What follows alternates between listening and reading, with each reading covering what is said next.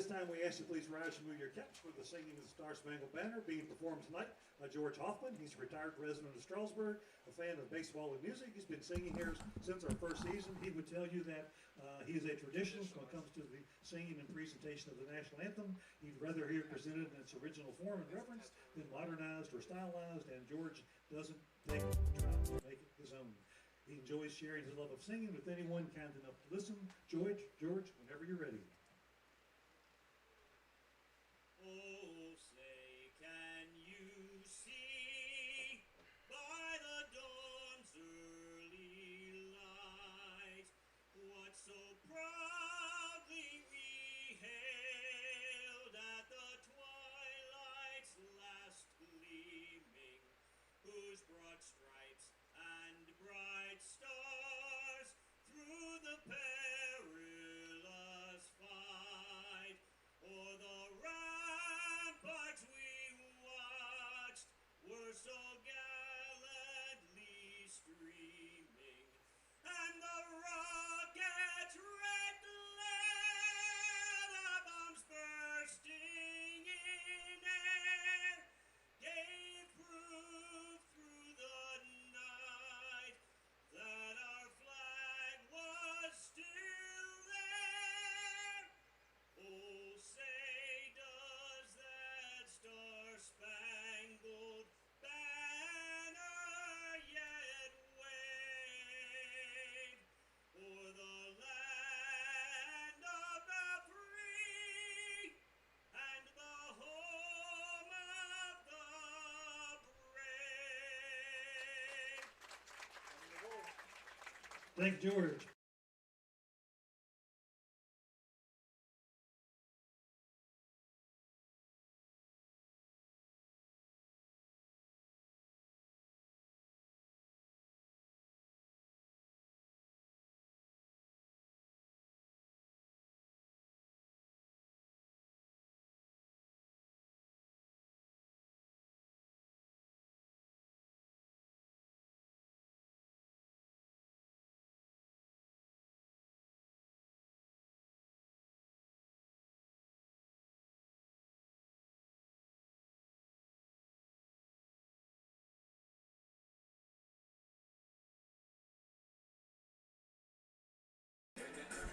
The 2026 Strasburg Express are on the air from First Bank Park in Strasburg, Virginia. It is the 2026 Strasburg Express and the Valley Baseball League. Tonight, a rematch of last year's Valley League Championship Series as the 12-13 Strasburg Express hosts the 13-15 Charlottesville Tom Sox. Charlie Hogan gets the baseball tonight for the Express, right-hander out of Norfolk State. Hogan, 6 foot, 185 pounds, hailing from Virginia Beach, Virginia. And the lineup he will face tonight for the visiting Southern Division Charlottesville Tom Sox, leading off and playing shortstop at Xavier McCory. Batting second is Grayson McCullum, the third baseman. Batting third, Tommy Lanzens, the right fielder. Cleanup man and the DH tonight for Charlottesville is Caden Combs. Batting fifth, Christian Dewey, the left fielder. Luke Craddock will bat sixth and play first. Batting seventh is Bryce Neely, the center fielder. Batting eighth, the second baseman, Harrison Campy. And batting ninth and doing the catching tonight for Charlottesville is Ben Cardone. Henry Knighton is on the mound for Charlottesville. Starting a little bit behind schedule tonight. We had rain and the threat of rain throughout most of the day here in the Shenandoah County area, so the tarp was on the field and put us behind a little bit. But we're about ready to get going here tonight with Charlottesville and Strasburg. These two teams ended the season here last year. Strasburg throwing a combined no-hitter to win their fourth Valley League championship, so Charlottesville makes their first trip back here since then. First pitch of the game is bunted at foul at 7:09, and we're underway. Well, to say this has been a typical season for these two juggernaut franchises would be a bit of a falsehood. It's been a up and down year, especially for Charlottesville. They started way in the hole. They were like 2-10, 2-11, something like that, and they're up to 13-15. They've made a big run. 0-1 to McCory, and he takes for a ball. 1 ball and 1 strike.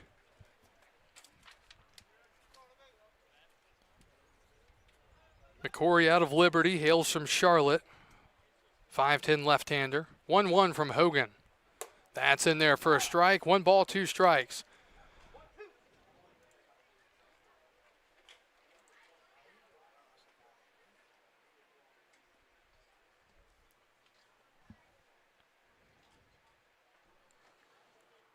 From the wind, 1-2.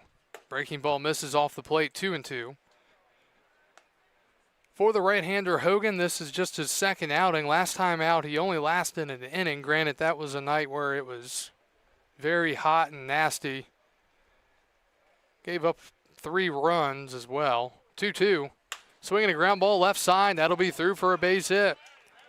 So a worm burner base hit through the 5 and 6 hole in the left side of the infield. A leadoff single for McCory here in the top of the first. And it brings up Grayson McCullum, the third baseman. Charlottesville as a team enters hitting just .229, which is toward the bottom of the Valley League. But again, they've been playing much better as of late. They're currently in the final playoff spot in the South Division, even though they're 2 games under 500. The pitch misses high, ball 1. McCullum, the batter, hitting .304, 7 doubles, 18 runs driven in. Charlottesville is a team, they've hit 12 home runs.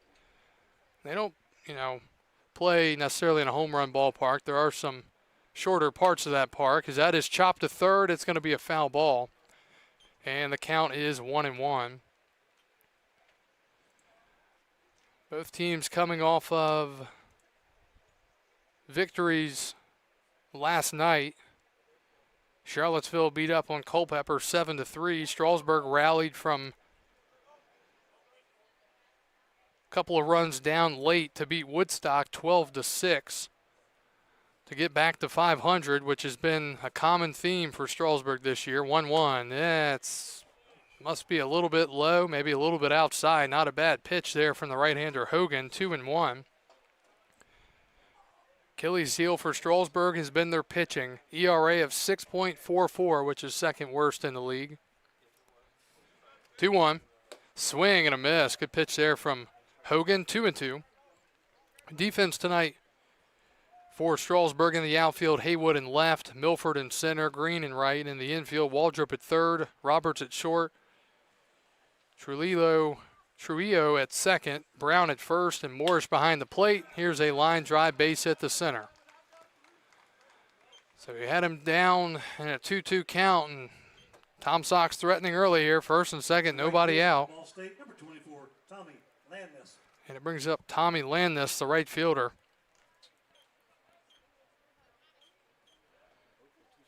Landis out of Ball State, hails from Henrico, Virginia.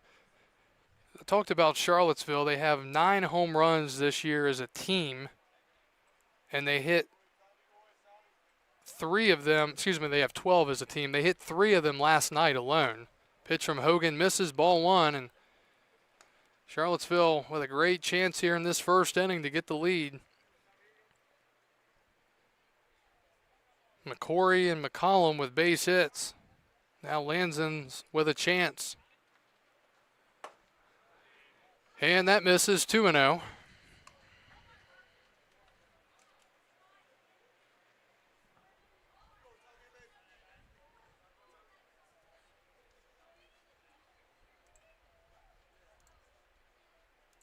Hitters count, 2 balls, no strikes. Swinging a ground ball right side. That'll be fielded, thrown to first in time. They get an out on the play. Runners move up to second and third. So a productive at-bat there from Lanzins to get the guys moved over. Auburn University, number 38, Caden Combs. And now it brings up the DH from Auburn, Caden Combs.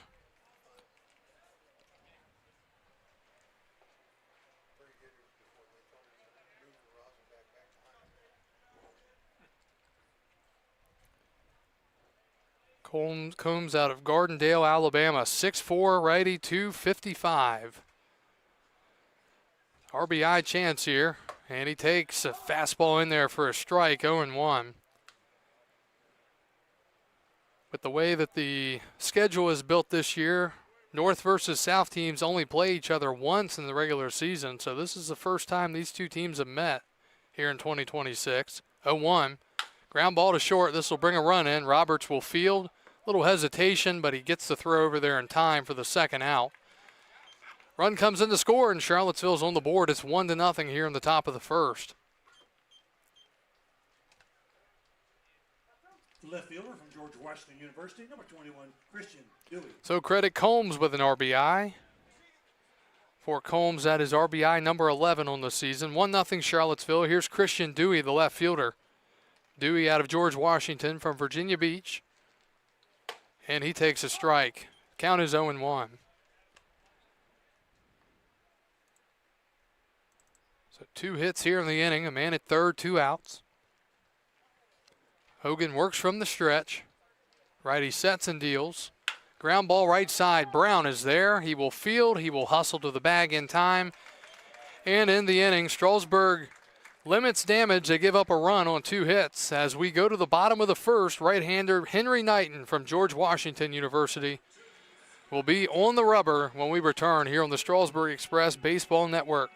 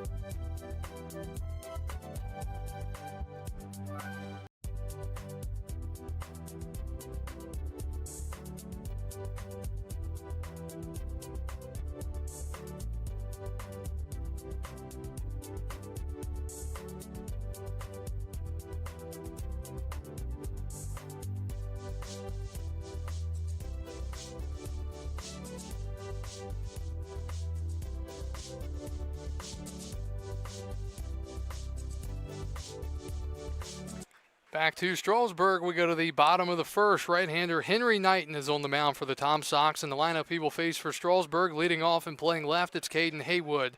Batting second, Baylor Roberts, the shortstop. First pitch to Haywood. Swinging a foul back. Batting third, Sam Brown, the first baseman. The cleanup man tonight, the right fielder, Ben Green. Marshall McGowan, after a big night last night, is in the DH spot. He'll bat fifth. Batting sixth, the catcher, Fuller Morrish. Batting seventh, Cooper Milford, the center fielder. Batting eighth, Tanner Waldrop, the third baseman. Here's the 0-1 to Haywood. That misses.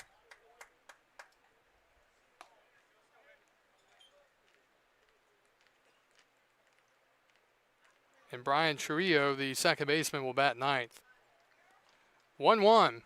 That misses up and away. Haywood got the night off last night. In fact, he was the first base coach the game against Woodstock. He was an all-star. I think he scored multiple runs in the all-star game. 2-1's high, 3-1. And then Sam Brown hit a home run in the all-star game. The Valley League defeated the Cal Ripken Senior League. All right, hitters count here for Caden Haywood. He's in the driver's seat against the righty Knighton. And that's fouled back off the pole and out towards second base.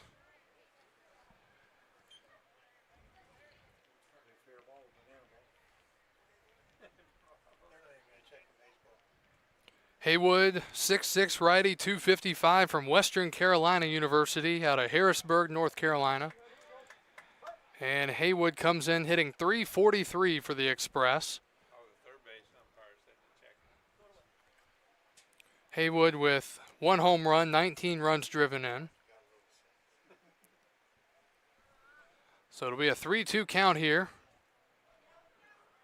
Just underway in the bottom of the first. Charlottesville leading Strasburg 1-0.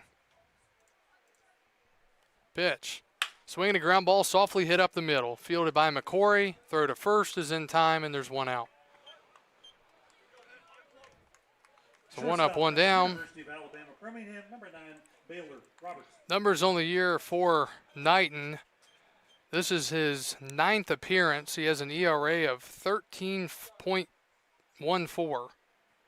12 1/3 innings, 14 hits, 22 runs, 18 walks, 18 strikeouts, and he's allowed 10 doubles. Here's a swing and a line drive into left. That's going to be down for a hit, and that's going to go to the wall. Here's a double for Baylor Roberts. So that is now the 11th double that Knighton has allowed this summer. And Roberts picks up where he left off in his last at-bat of the night last night as he doubles The first baseman from Gulf Coast State just College, as he number did 25, Sam Brown. in the 9th inning against Woodstock last night. Here's the dangerous Sam Brown, the first baseman. Brown out of Gulf Coast State College from Waverly Hall, Georgia. 6-foot left-hander, 230 pounds.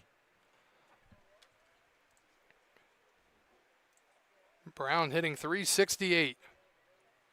And he takes close, but called ball 1. Brown, 6 home runs, 26 runs driven in.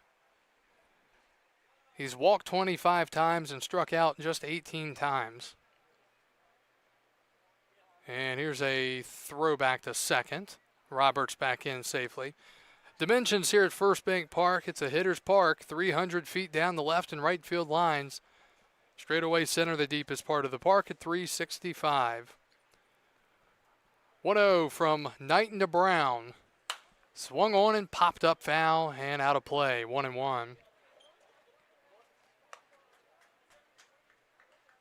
Talked about these two teams last year in the championship series.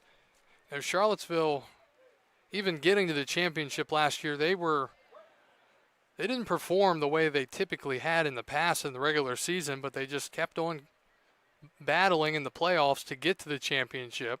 1-1. Baylor Roberts goes. The pitch is a ball. Throw to third, not in time, and a stolen base for Baylor Roberts. So Strasburg getting aggressive earlier. Cardone unable to throw him out. So the count 2-1, and Charlottesville took Strasburg to the brink last year. Game 1 right here, Strasburg won on a walk-off base hit. Game 2, Tom Sox came back and stunned the Express. 2-1 misses, 3-1, and then in Game 3 last year, John Gray out of Wofford went the first 7 innings of no-hit ball for Strasburg, and then the left-hander Evan Garcia went the final 2. 3-1, that ball is hit a mile high. Right side and out of play, 3-2.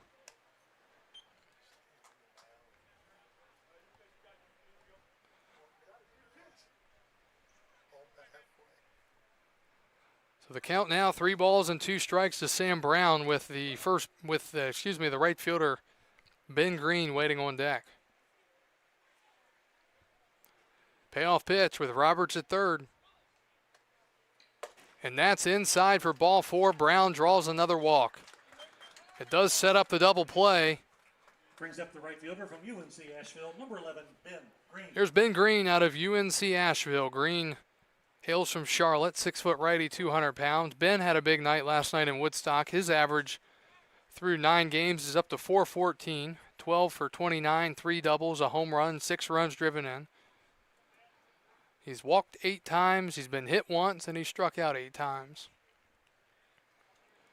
Knight looking for a double play. They will check to first. Brown, not a huge threat to run, back in safely. Sam has 2 stolen bases on the year. He's 2 for 4 in that category.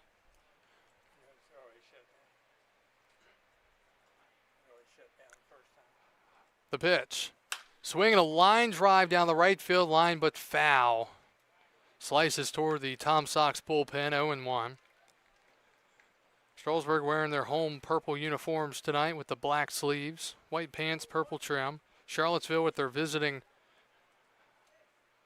neon green tops with the navy blue sleeves.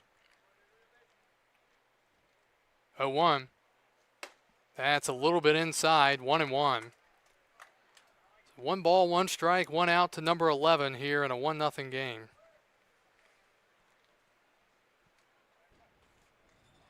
Pretty good lead for Brown. That's up and away, 2-1 now.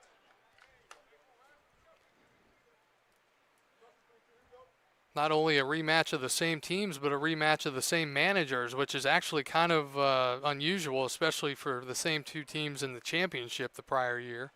Phil Betterly and Randy Tomlin. That's fouled back, 2-2. Defense for Charlottesville tonight in the outfield. Dewey's in left, Neely's in center, Lansden's in right, McCollum at third, McCory at short, Campy at second, Craddock at first, and Cardone behind the plate. They've got Green in the 2-2 count here. And a pop-up into right field, foul territory. Lansden's getting under it. He will not get there as it's out of play into the bullpen. So we'll do it again at 2-2. Nearing 20 pitches already for Knighton. I believe this will be number 19 coming up here through a third of an inning.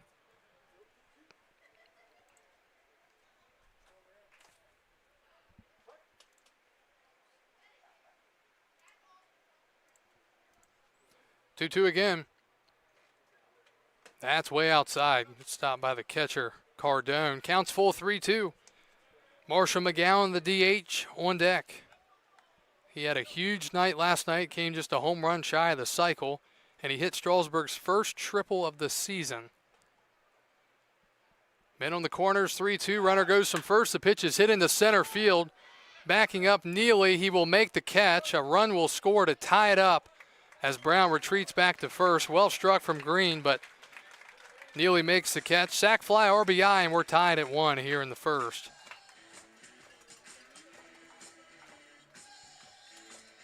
Now batting the DH from Western Carolina University, number 22, Marshall McGowan. Credit there to Green for getting the job done, putting in play. A 1-1 our score. Here's McGowan. If you want to hit a triple, Woodstock's a good place to do it, especially if you can hit it down the line. It gets kind of tangled into the bullpen area that's in foul territory. McGowan, tardy on a fastball, cuts and misses, 0-1.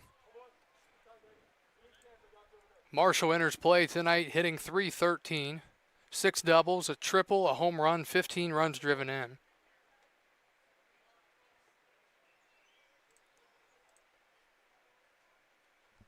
Ground ball to second. Fielded there by Campy. His throw to first is in time, and that will do it here in the first. Strasburg answers back with a run. We're tied at 1-1, and we'll be back after this here on the Express Baseball Network.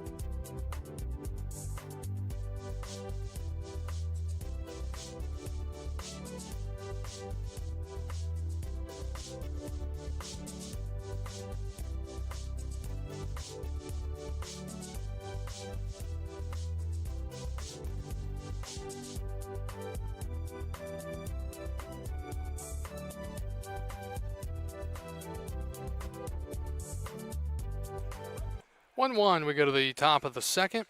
Charlottesville sending up Luke Craddock, Bryce Neely, and Harrison Campy. First pitch to Craddock is fouled away. It's 0-1. Craddock out of East Carolina, hails from Warrenton, Virginia, 6'2", righty, 215.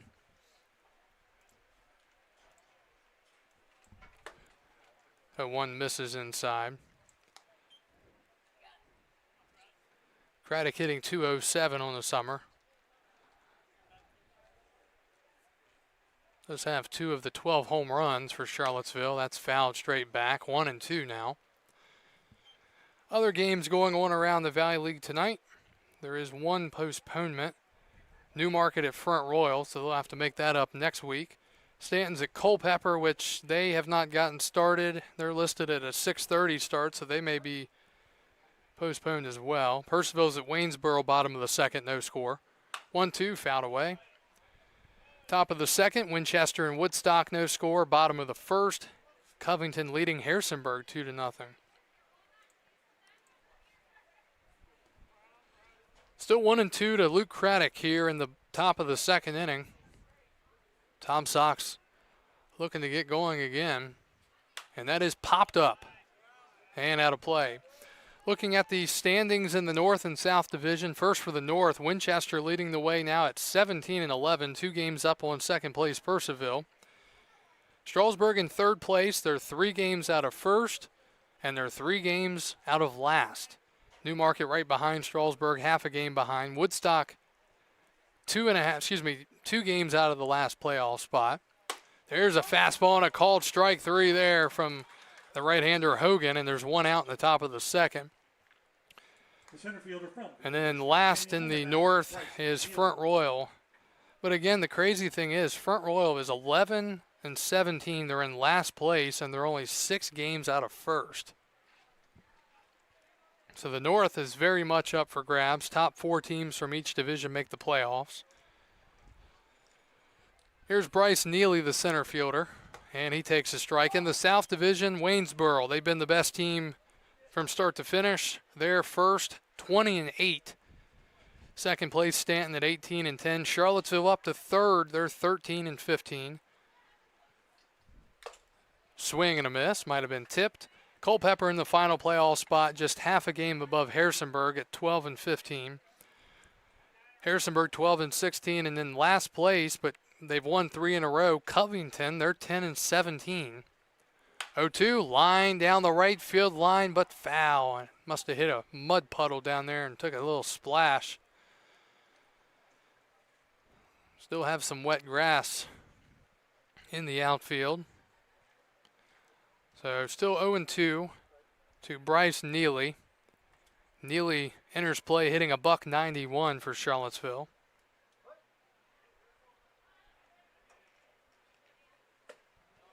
That misses. Getting down to the end of the line here in the 2026 season, so all these games matter.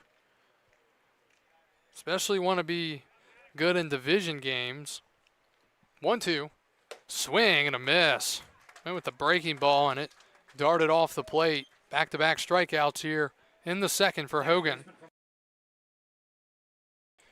Here's Harrison Campy, the second baseman. He's from Wofford. Again, if it comes down to tiebreaker scenarios, and very well could, typically every few years there's some tiebreakers that come into play, and the first one is the head-to-head record between the two teams. The pitch. That's in the dirt, ball 1. And then it goes to your division performance.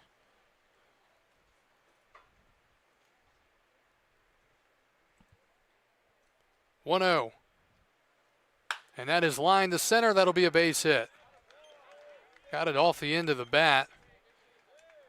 But a hit nonetheless. 2-out single for Charlottesville brings up their 9-hitter and their catcher, Ben Cardone. Catcher from Virginia Military Institute, number 59, Benjamin Cardone. Cardone out of VMI, hails from Bristow, Virginia, 5'9", righty, 185. Cardone hitting 114 here in his 17th game, 13th start overall. It was the third hit for Charlottesville. The pitch misses. Runner was going back to first on that pitch, even against a right-handed pitcher.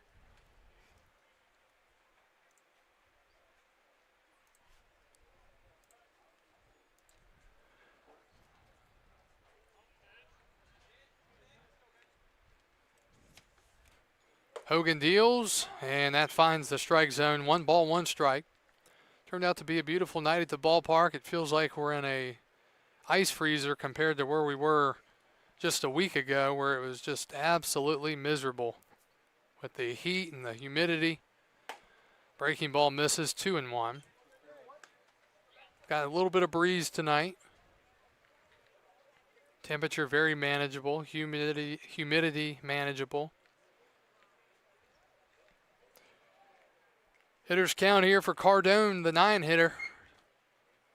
Popped him up, and that'll get fouled out of play. 2-2 now. Please return all foul balls to the train station. In exchange, you can. First time we've been back here, First Bank Park, for a while. Last time we were here was 6 days ago. It was a Strasburg win against Purcellville. 2-2, Hogan looking to punch out the side, and oh my, that's down the middle. But called ball 3, 3-2.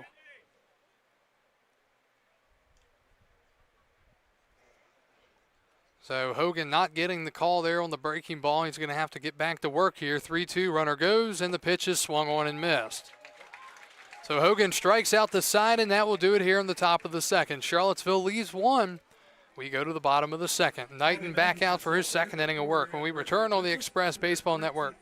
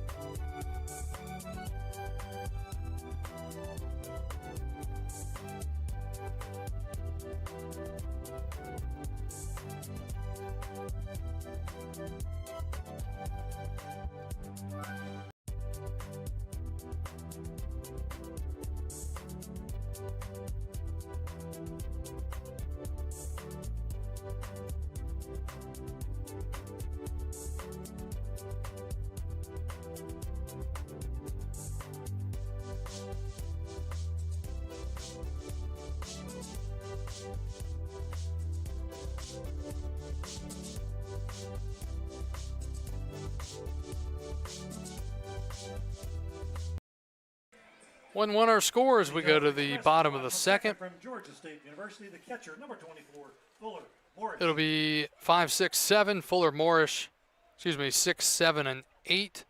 Fuller Morris, Cooper Milford, and Tanner Waldrop. Against the right-hander, Henry Knighton.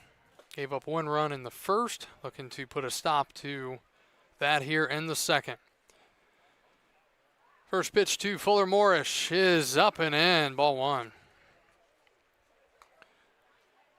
Morris, Georgia State out of Canton, Georgia, 6'1" right-hander, 180. Limited action for him so far. That's high, 2-0. Morris hitting .231 on the year, just his 5th game. He did have one of probably the best performance by a Strasburg catcher all year here in that last game. Well, he hit a home run that game, but the game prior, he was on 4 times, did a really nice job. 2-0. Swing and a miss, went after ball 3. That was up and out. of the strike zone. 2-1 now.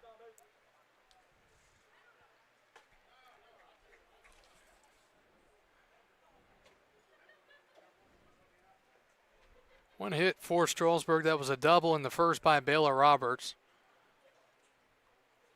And that is well struck in the right center. It's backing Lanson's up, but he's going to put the brakes on and make the catch. And there's one out here in the bottom of the second. Didn't sound too good off the bat. Center fielder number 41, also from Georgia State, Cooper Milford. Here's Cooper Milford, also from Georgia State.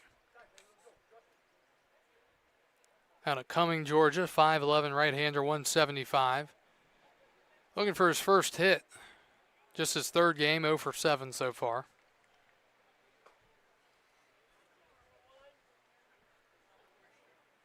That's a little bit high, ball one.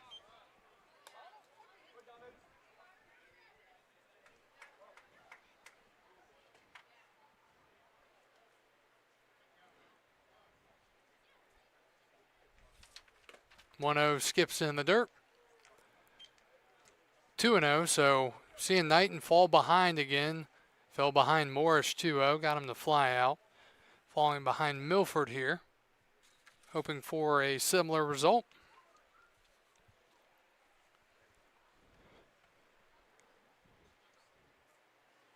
That again a little bit high, 3-0.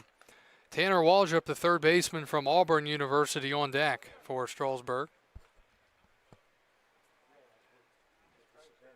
Milford probably taking all the way here, looking for a strike. And that one finds the inside, strike one.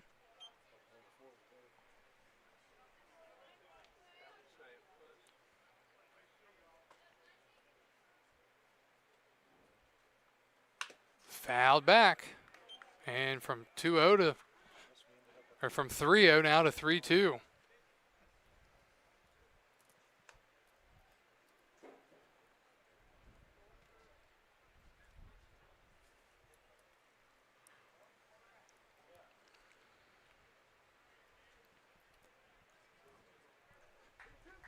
Payoff pitch coming up here.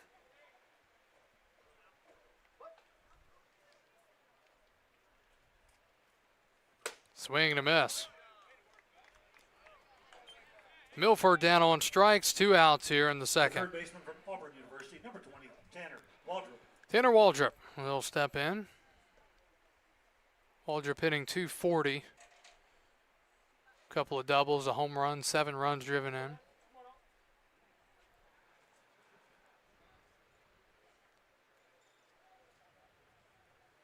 Swing and a miss. Just kind of has the feel early of what it looked like for Strasburg last night, where they just couldn't get anything going. Finally got going late. 0-1, wave and a miss. Now 0-2. They've now beaten Woodstock 3 times, and all 3 times they've scored exactly 12 runs. 0-2 now to Waldrop. Knighton looking for a 1-2-3 inning, and he'll get it. Just a poor inning of offense there for Strasburg. They were lost all over the place. 1-2-3, go the Express. Knighton looking good in inning number 2. We go to the third, 1-1 our score.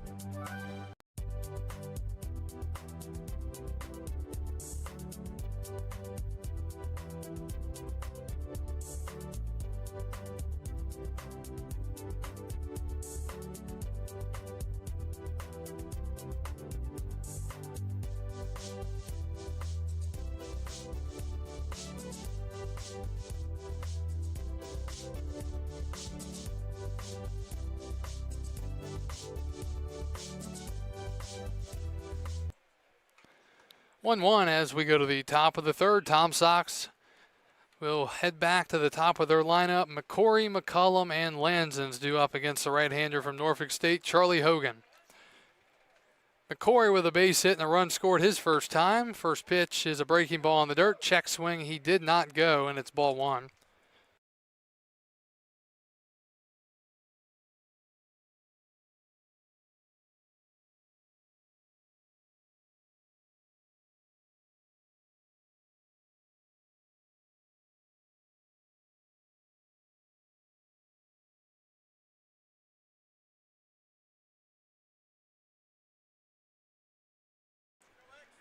Two balls, no strikes now to Xavier McCory. And 3-0. Saw leadoff walks call Strasburg and Woodstock in the game last night. Typically they do. And in serious danger here. Not close, ball four. So a leadoff walk to start the third inning, and it brings up Grayson McCullum, the third baseman, who singled his first time up. Now batting, the third baseman from Kennesaw State, number 27, Grayson McCullum. McCullum from Kennesaw State. Strasburg will be looking for a ground ball, try to turn two.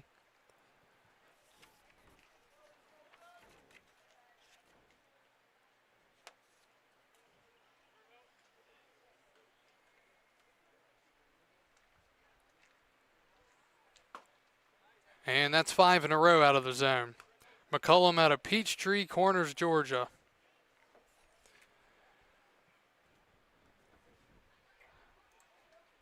So Hogan trying to find the strike zone here.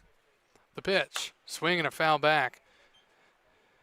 Big shout out over on YouTube to a member of the 2025 Express Championship team, Brett Mosley, tuning in tonight.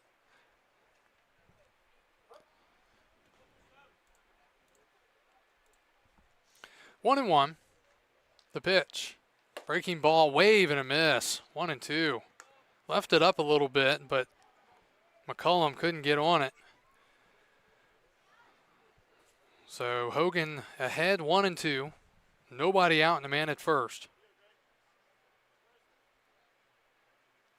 Runner with a big lead. The pitch is a little bit high, and that was called a ball on the other side of things too. Charlottesville was going up there with it, and they weren't getting the call. So consistency behind the plate at least. 2-2. And that misses, 3-2.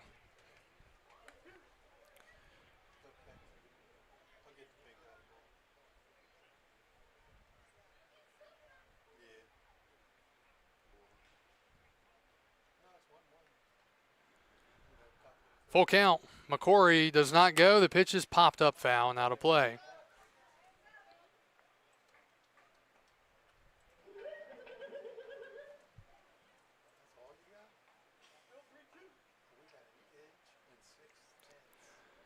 All right, 3-2 again coming up here to Grayson McCullum.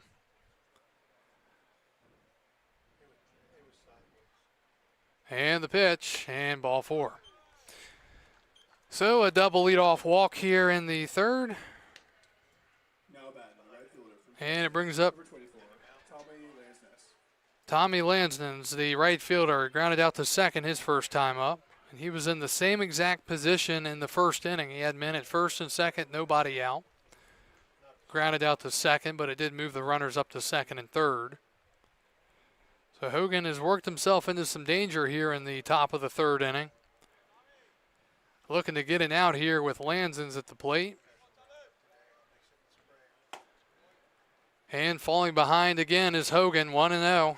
Hard to get guys out when you're falling behind. Percentage increases drastically for the hitter and vice versa. When you get ahead in the count, the hitter's average drops drastically, 1-0. And a nubber at the plate. It'll be picked up foul by Morrish, 1-1. Especially with guys in this Charlottesville lineup, you've got primarily Power 4 conference players in this lineup, and they're at those schools for a reason, and they make you pay when it comes to the base on balls and the hit by pitches and errors like that. 1-1 strike to the lefty Lansons.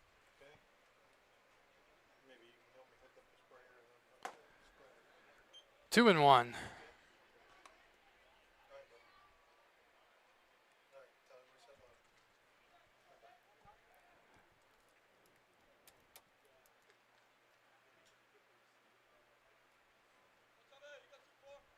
Runner goes from second. The pitch is hit up the middle. It'll be a base hit.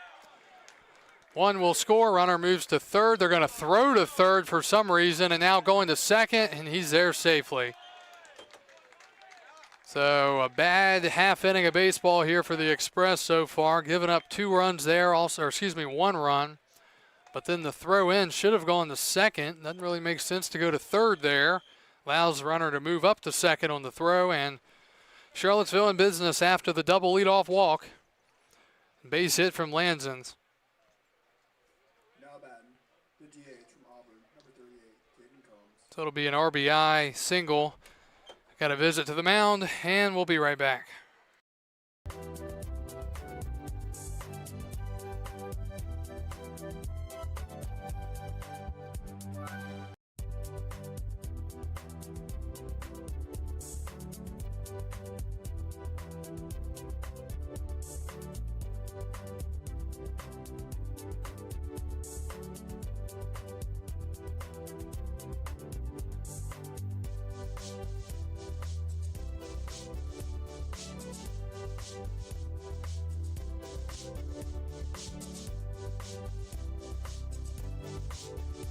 All right, after the visit to the mound, Caden Combs, a DH, will bat here. Second and third, nobody out. Big inning brewing here for the Tom Sox after base hit from the 3-hitter. Breaking ball in there for a strike. 2 walks to start the inning, then a single up the middle, which the runners were moving, and it was a line drive. That would have been a disaster if Hogan would have been able to catch that ball. Potentially a triple play, at least a double play. 0-1. That's in the dirt, and it misses. 1-1. 2-1 the score here. Charlottesville up to 6 hits already. Only 1 hit in the inning.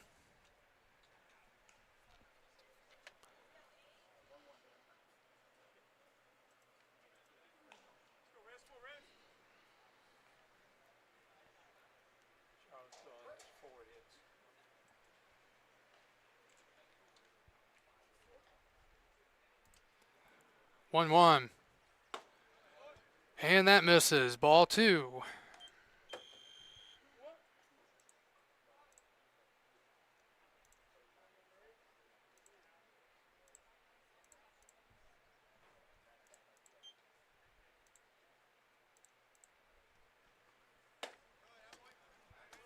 Ball 3. 5-hitter Christian Dewey waiting on deck.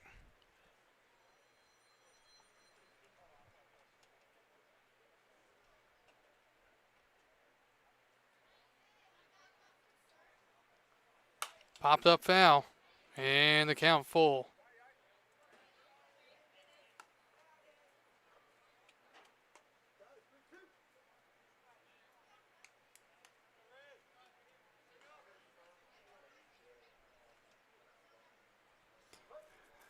Big pitch coming up here.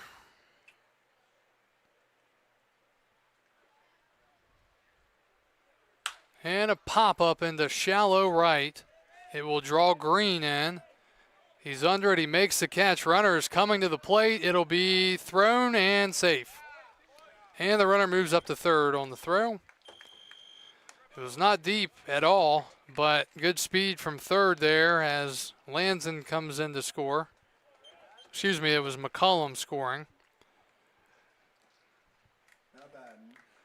Lanson's over to third now.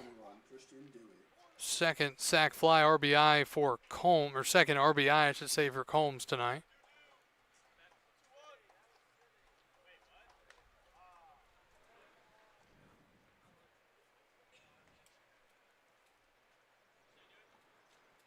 So 3-1 the score, still just one out. Man at third, Dewey the batter, grounded out to first his only time up. And Strasburg showing confidence in their offense. They're playing the corners back, and ground ball to first, foul.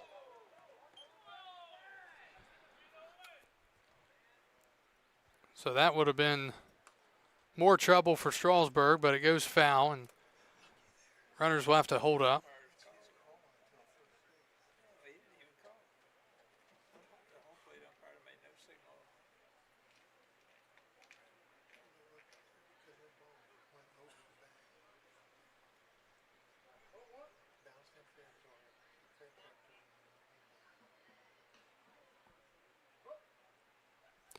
Oh, 1.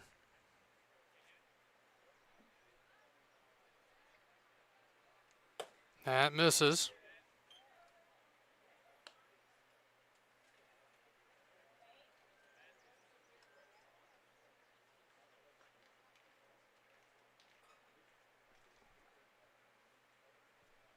One, 1. 2-1.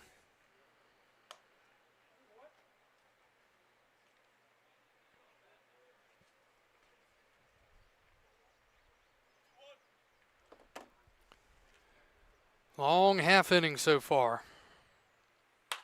Popped up and out of play. 2-2 now to Christian Dewey, the left fielder, and the 5-hitter tonight for Charlottesville.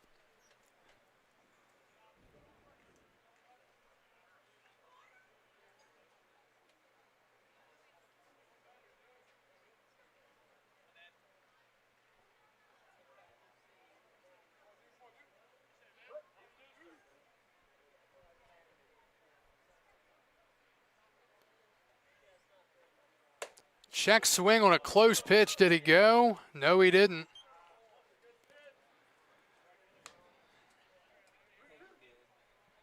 Close to a called strike, but didn't get the call. So now 3-2.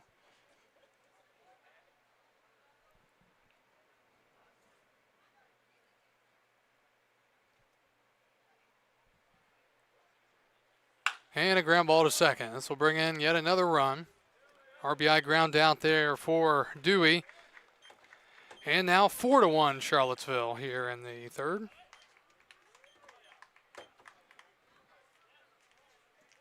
Now batting, the first baseman from ECU, number 47, Luke Reddick. Here's Luke Craddock, the first baseman, struck out looking. Back in the second, and that's going to be it for Hogan. So Hogan got himself into trouble here this inning, walking first 2 men in the inning and then giving up the hit. So he will leave the game with a 4-1 deficit. And call to the bullpen. We'll be back. Tell you about the new hurler after this.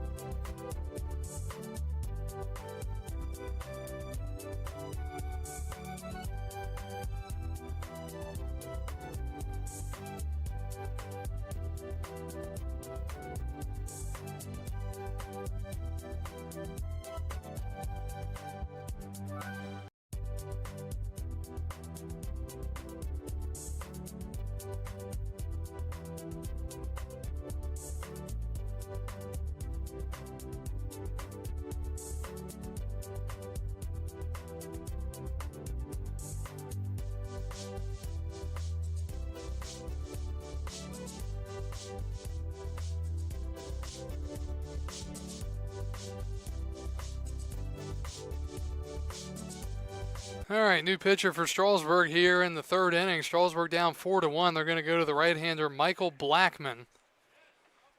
And the first pitch to Craddock is a swing and a miss. Michael Blackman, the second. Blackman from Fort Washington, Maryland, 6'1", righty, 180. 0-1 to Craddock, who struck out looking earlier. Swing and a miss, quickly behind 0-2. 3 runs here in the inning for Charlottesville. Double leadoff walk, then an RBI single, sac fly to right, and an RBI ground out. 0-2. And that misses, 1-2.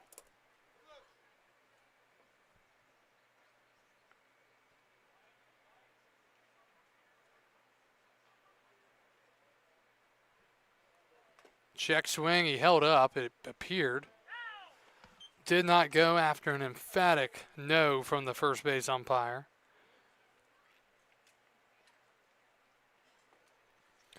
Two balls, 2 strikes now. Blackman from the wind. And a strike 3 called on the outside corner. And that will do it here in the third, but not before Charlottesville scores 3. And they now lead it 4-1 as we go to the bottom of the third.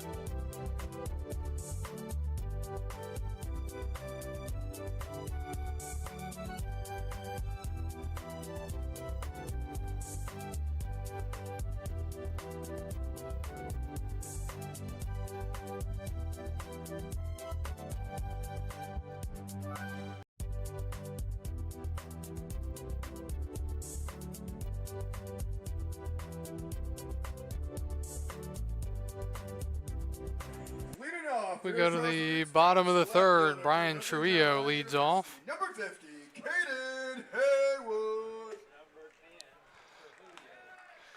And the pitch, swing and a foul back. Bottom of the third, Tom Sox. 4-1 lead. Trujillo, Haywood, and Roberts due up here for Strasburg. The pitch. That's in the dirt. 1 ball, 1 strike. Brian out of Eastern Kentucky University, 5'10" righty from Huntington Beach, California. I believe this is his first plate appearance. He's a member of the Express. Grounds it to short. Routine for McCory. Throw to first in time, 1 out. So 1 up, 1 down, and it brings up Caden Haywood, the left fielder. Okay, now batting, the left fielder from Western Carolina University, number 50, Caden Haywood.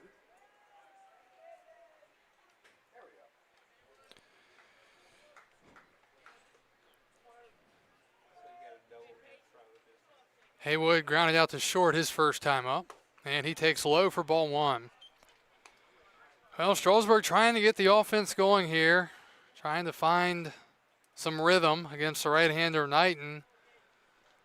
Knighton having his best outing of the year so far by a long shot. That pitch misses 1-1. Or excuse me, that pitch is fouled back 1-1. Who's the last out last inning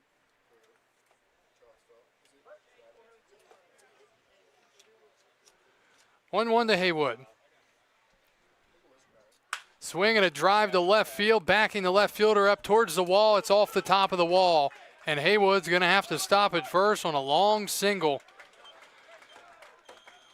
Second hit of the night for Strasburg, and it brings up Baylor Roberts, the shortstop. So Roberts with a double. Shortstop from the University of Alabama, Birmingham. Number 9, Baylor Roberts.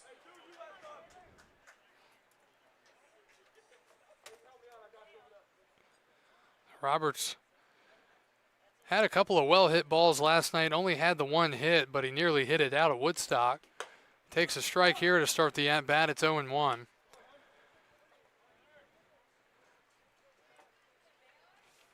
Tom Sox have done a nice job so far after that first inning for Knighton. Quick second inning. Ball's in the dirt, blocked nicely by Cardone. And again, I mean, Charlottesville's been playing well the last couple of weeks. They've been one of the better teams in the Valley League. And to get out of the cellar like they did after a slow start, not easy in summer ball.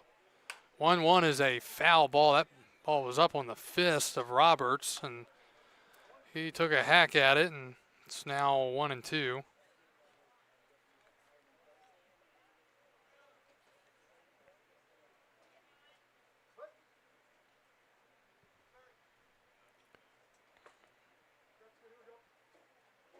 One, two. And another ball off the fist. That one lands in the stands as it rolls up the top of the net and then or hits the top of the net and rolls straight down. A lot of computers and devices down there tonight, more than usual. All right, 1-2 again to Roberts. Ground ball to third, could be two. Backhand snag, go to second for one. Back to first, not in time. So Roberts beats out the double play ball. Haywood retired at second. There are 2 outs, and Sam Brown steps to the plate. Now batting the first base from Gulf Coast State College, number 25, Sam Brown. Brown with a walk his first time up.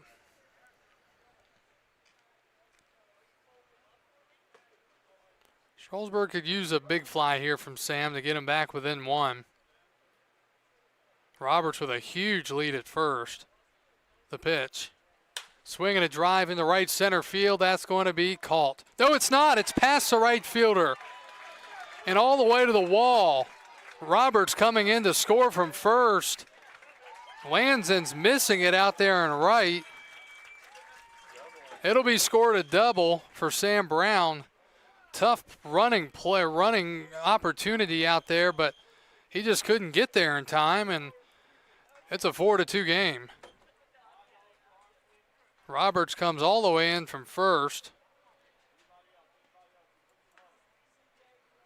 So 4-2 the score. It was well located by Brown into right center field. It was a sinking line drive, and Lanzen's tried to get there to make the catch. From our vantage point, it looked like he had gotten the glove to it on the lunge, but that's not what happened. So it's 4-2, and here's Ben Green. Still 2 outs here in the bottom of the third. Ben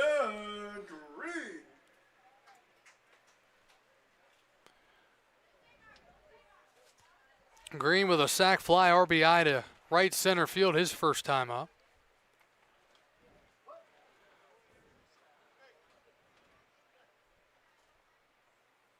Swinging a pop-up, first base side, hustling in Craddock, but it's out of play.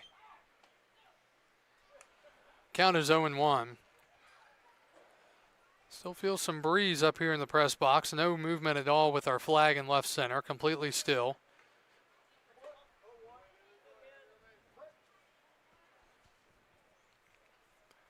Knighton looking to get through inning number 3 here. 0-1. That's right there for a strike. 0-2.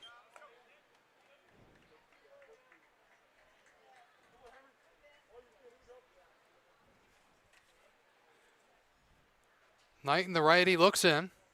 He comes set. And delivers.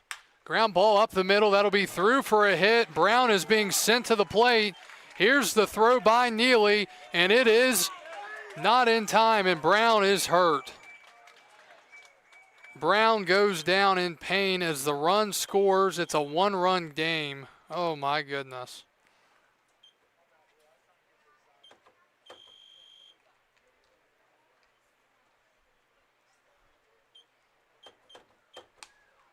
RBI single on an 0-2 pitch there from Ben Green, but now Sam Brown, who came in to score,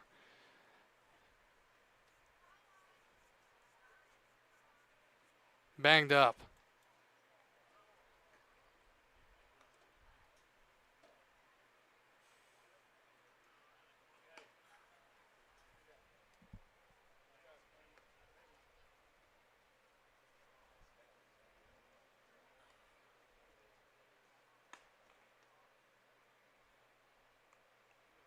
I don't know if he got cleated or if his leg got jammed.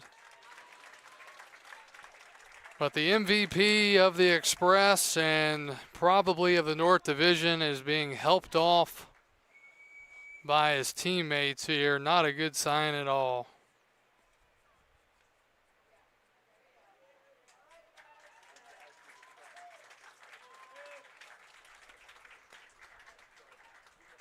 So a potentially devastating blow there for Strasburg as Brown goes down as he slides in safely to score the run in pain and has to be helped off by the two biggest players on the team, Haywood and McGowan.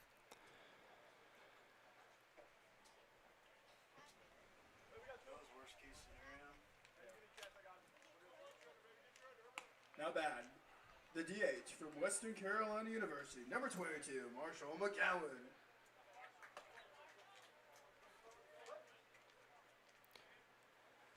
All right, so 4-3 the score, and here's McGowan. Up and in. Here's a back pick to first, not in time. Green back in safely.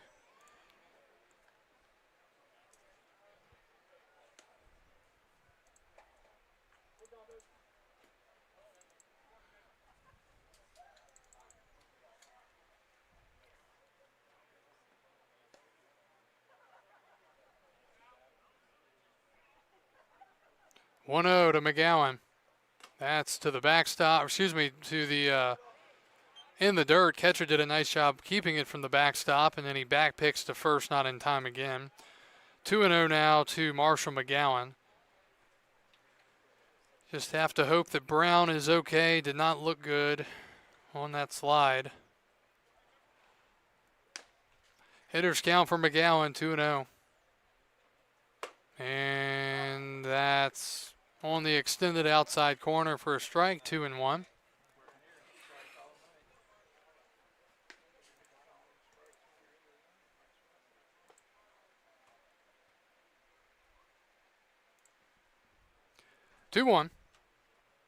That's in the dirt, and this one definitely a ball to the backstop. 3-1 as Green moves up to second on the wild pitch. 3-1 to McGowan with Fuller Morris waiting on deck if McGowan can keep the inning alive.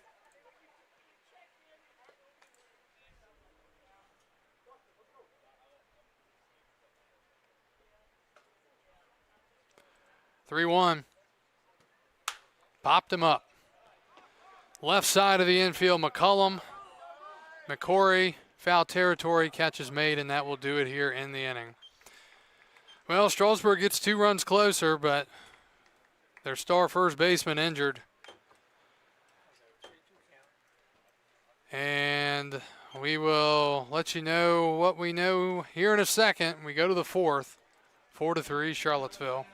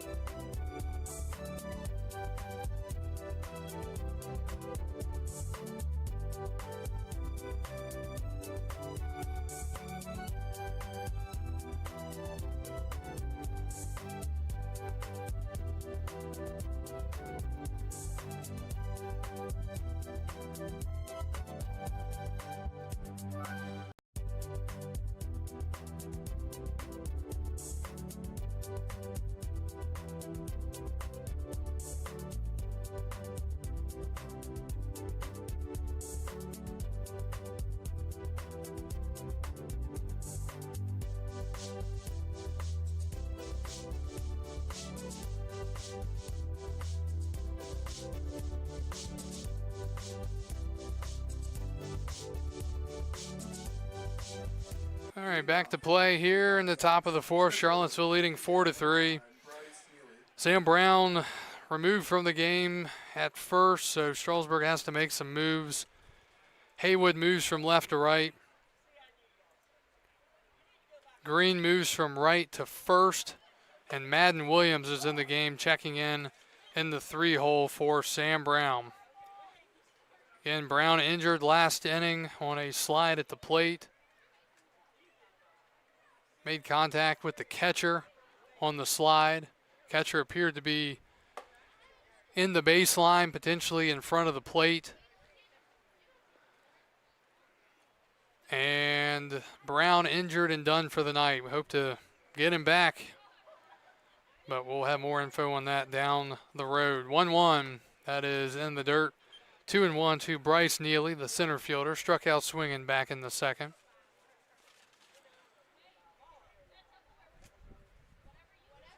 So we got ourselves a good one so far tonight, 4-3.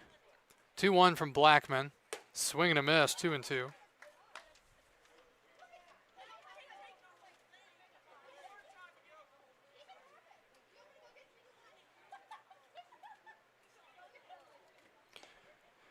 Two-two. Righty kicks and delivers. Swing and a miss. Struck him out.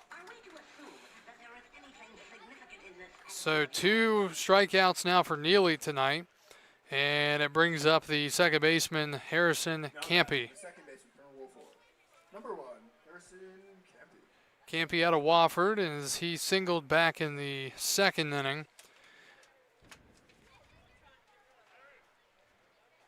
And the pitch inside to the backstop.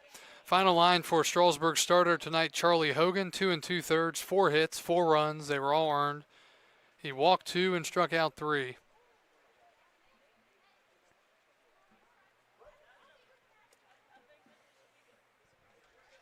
Blackman kicks and deals. That's outside, 2-0.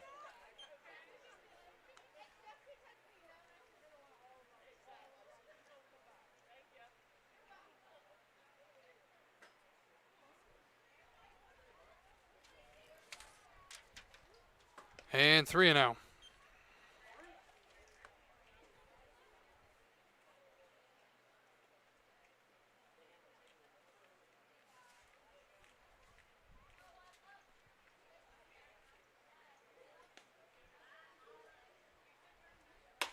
Four pitch walk to the 8 hitter.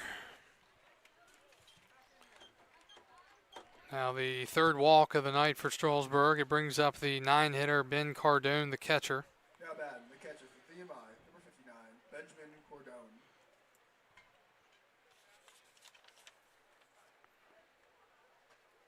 Cardone from VMI.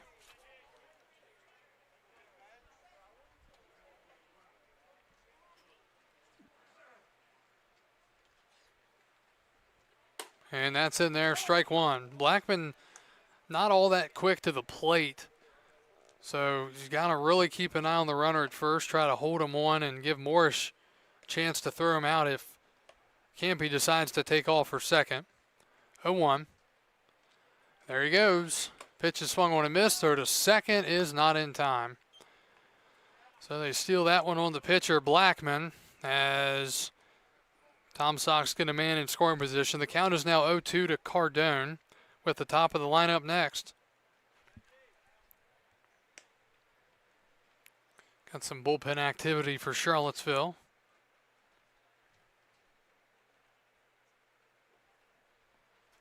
See if he can put him away. And Blackman going to step off.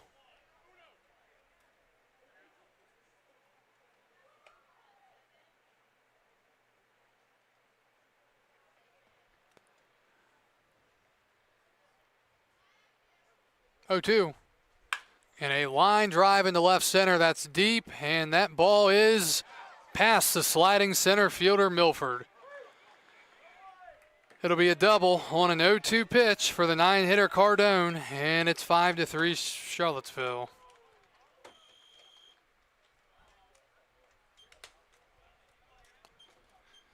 Those are the little things talk about all year.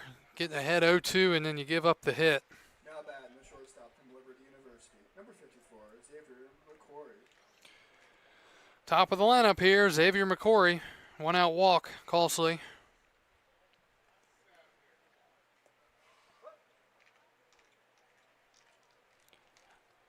McCory, a single, a walk, and 2 runs scored. The pitch. He shows bunt, takes a strike, 0-1. Well, these teams entering tonight, Charlottesville on the road, they're 6-8. Strasburg at home this year, they're 9-4. But Strasburg's going to have to do a lot of hitting tonight, it appears. Behind 5-3, 0-1, and that is looped foul. Now 0-2.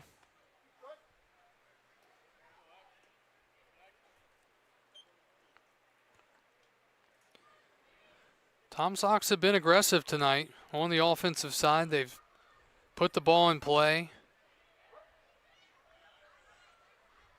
making the Express make plays. That's all you can ask for as an offense. 0-2. That's in the dirt.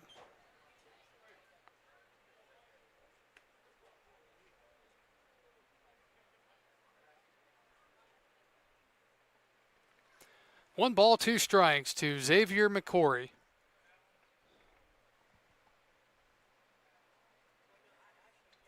Left-hander McCory awaits the pitch from the righty Blackman. Swing and a miss. Got him on the changeup. He pulls the string for the second out of the inning, and it brings up the 2-hitter and third baseman Grayson McCullum. Kennesaw State, number 27, Grayson McCollum.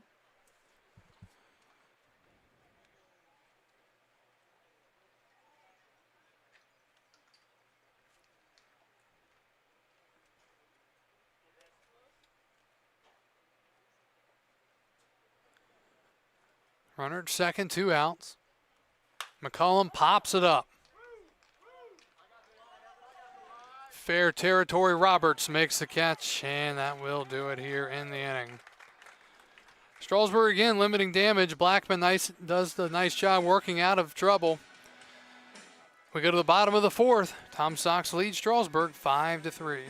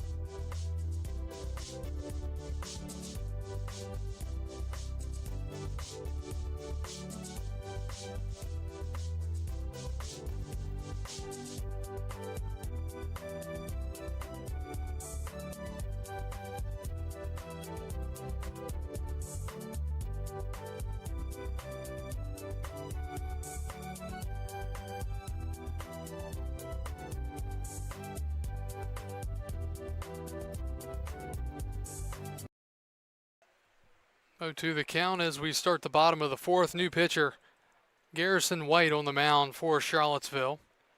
Ahead 0-2 of Fuller Morrish. And a called strike 3. 3 pitches and an out to start the inning. Brings up Cooper Milford, the center fielder, struck out swinging in the second. Now batting, the center fielder from Georgia State University, number 41, Cooper Milford. New pitcher, White, out of Lewisburg College, 6-foot right-hander from Virginia Beach.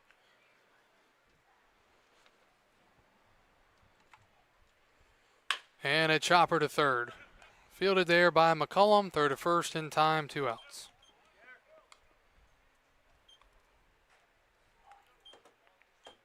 Two outs now for Tanner Waldrop, struck out swinging on 3 pitches last time.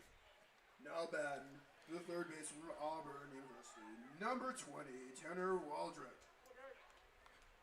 Final line for Henry Knighton, 3 innings, 4 hits, 3 runs, all were earned. He only walked 1, struck out 2. Waldrop waits and takes a strike. 5-3 our score, last of the fourth. First Bank Park in Strasburg here on the 9th of July in 2026.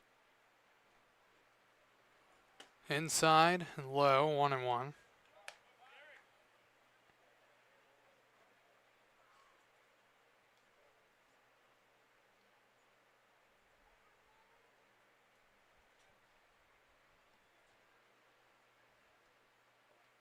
One, fouled back, 1-2.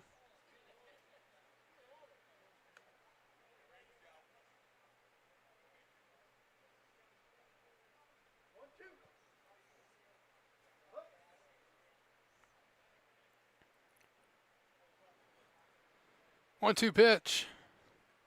Swing and a foul ball. Catcher couldn't hold on.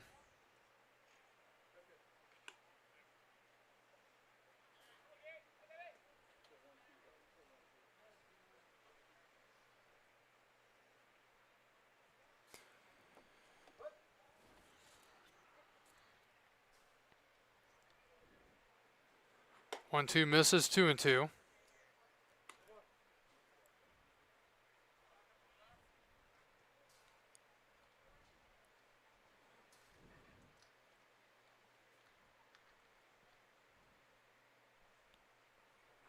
Inside, 3-2 now.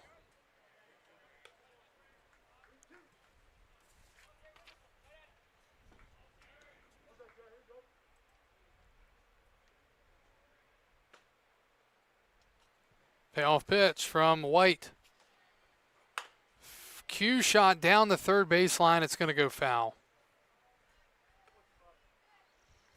Count holds at 3-2 to the Auburn product, Tanner Waldrop.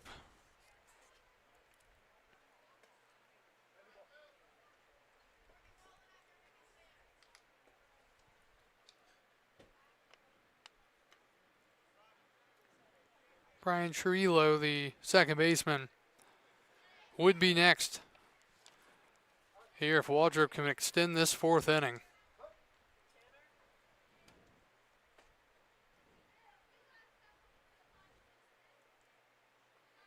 And a fly ball to deep right field, and it is gone. Tanner Waldrop with a solo homer, exit stage right, and it's a 1-run game here in the bottom of the fourth.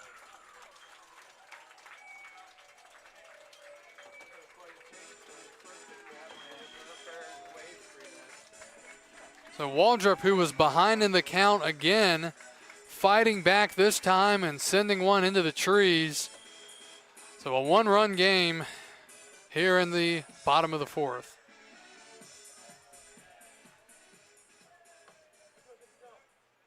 Now batting, the second base from Eastern Kentucky University, number 10, Brian Trujillo. Brian Trujillo, the second baseman, steps in, grounded out to short his only time up. And he takes at the knees for a strike, 0-1. So the first home run of the night for Strasburg.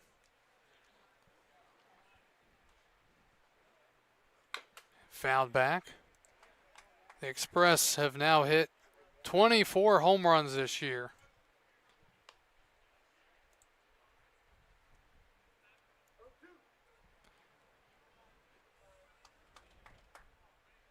Brian behind 0-2 here.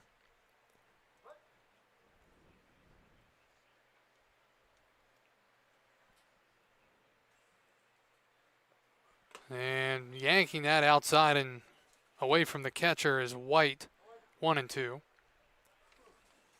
I couldn't find the home run stats, so I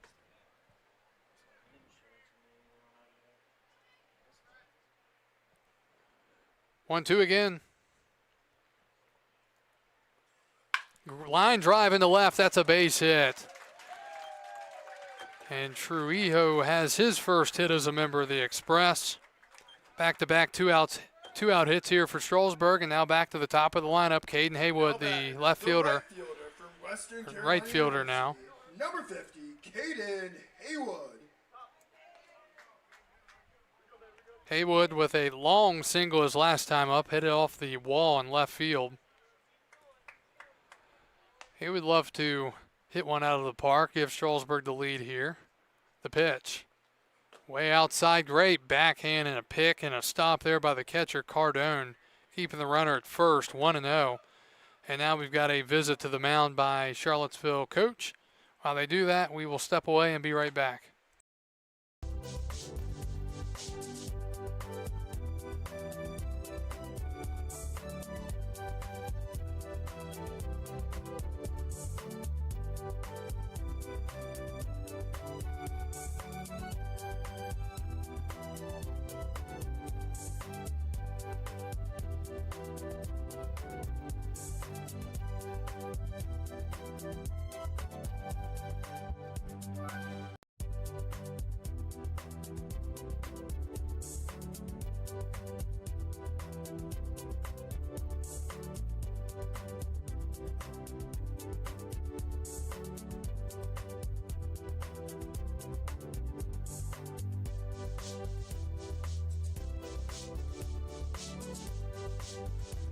All right, visit to the mound is over. 1-0 the count to the dangerous Caden Haywood. Tying run at first, 2 outs in the bottom of the 4th. There is bullpen activity for Charlottesville. Haywood takes a breaking ball in there on the outside corner. Pitcher's pitch there, 1-1.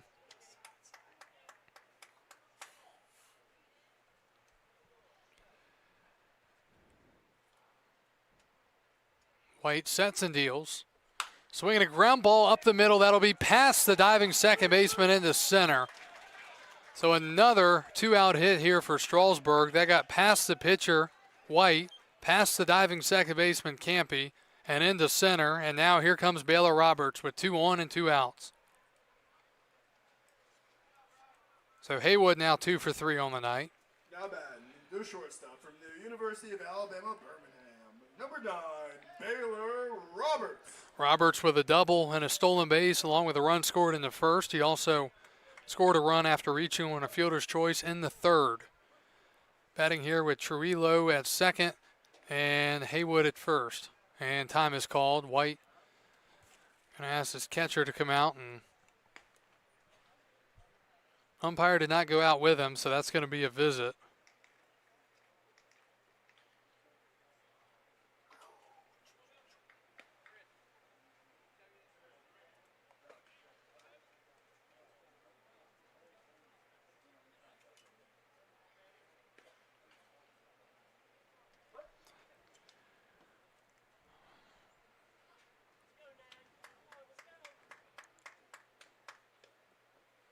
Roberts pops it up, giving it a look behind the plate. It's going to be out of play, though. Hit just behind us on the concessions building. So the count is 0-1. Strasburg 4 runs on now 7 hits. No errors. Charlottesville 5 runs on 5 hits with no errors.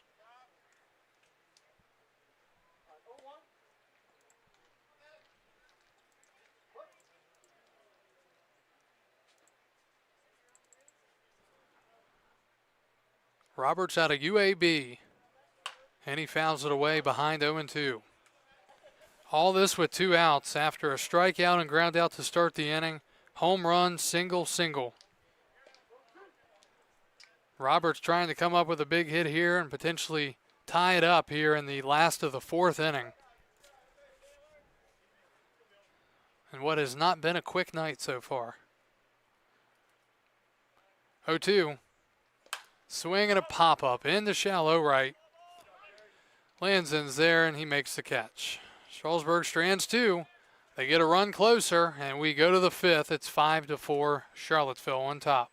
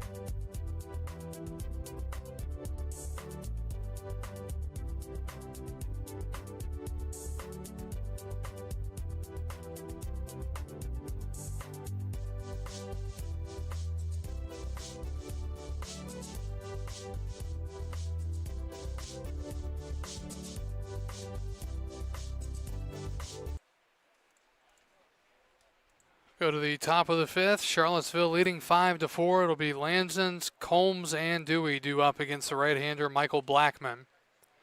Caden Haywood still trying to get into position out there and right. Pitches down and away, ball 1.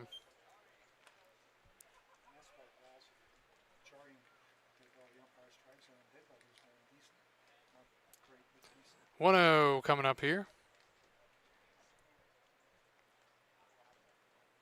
That misses 2-0.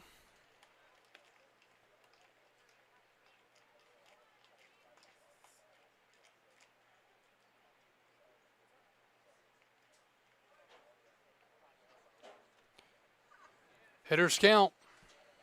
And that's in the ground, 3-0.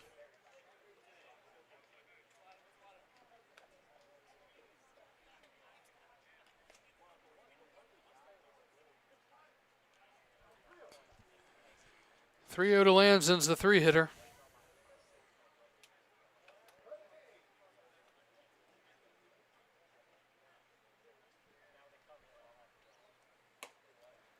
And a leadoff walk.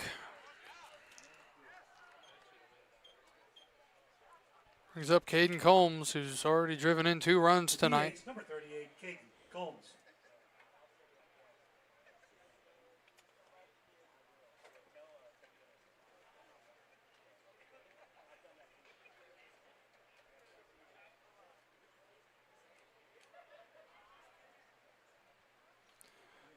Huge lead at first. Runner goes, the pitch is in the dirt, and no check over to first, so an easy stolen base for Lanzens. So the leadoff walk is now turned into a leadoff double. Still nobody out here in the top of the 5th.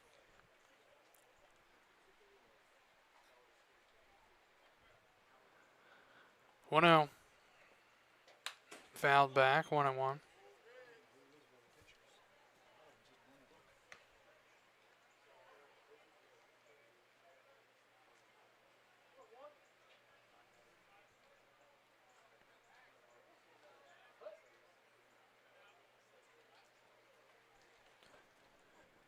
1-1 to Combs.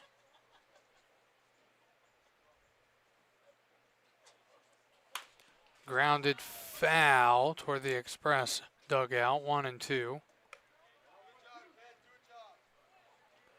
Big thing here for Combs, you just want to get that man over to third at a minimum. Try to get him over there with 1 out.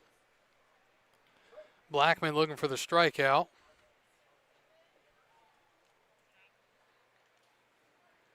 One, two. And grounded foul again. Combs staying alive.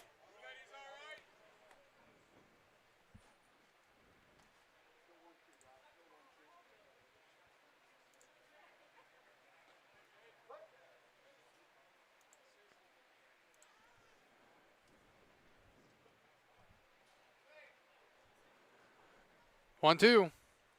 Outside. Scores around the league. Waynesboro leading Purcellville 4-2, bottom of the 6th. Woodstock leading Winchester 1-0 in the 6th. Harrisonburg leading Covington 6-2 in the 5th. 2-2, big lead out there at second again. And in the dirt again, 3-2.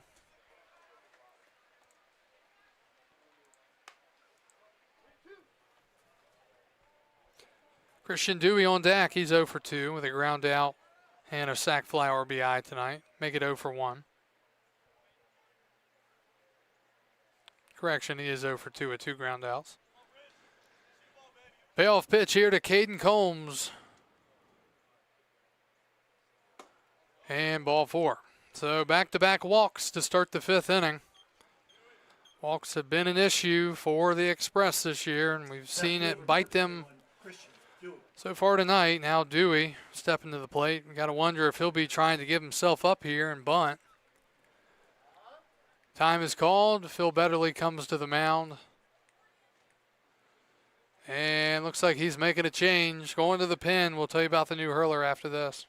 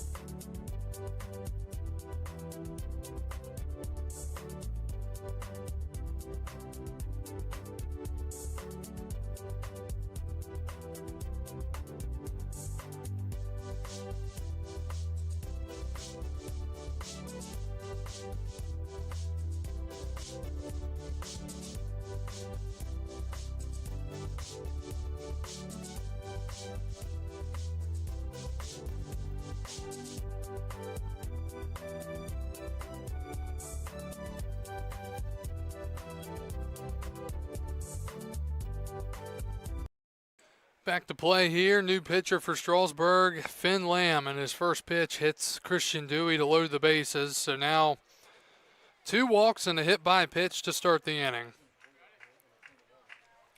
Luke Craddock will bat with the bases full, nobody out. Again, 3 free passes surrendered by Strasburg pitching. First pitch. Outside, ball 1. 1-run game here, top of the 5th. Walks have been aplenty for Strasburg pitching to this point, and Charlottesville's done a nice job taking advantage.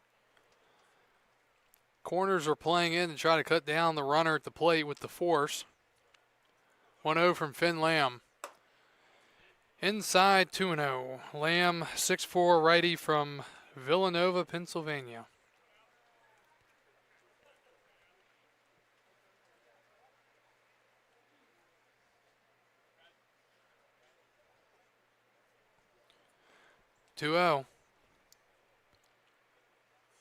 Swing and a miss. Blew the fastball by him, 2-1.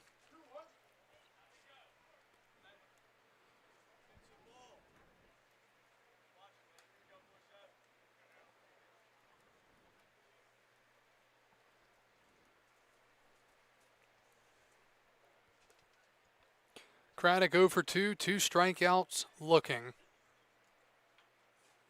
Swing and a miss, 2-2.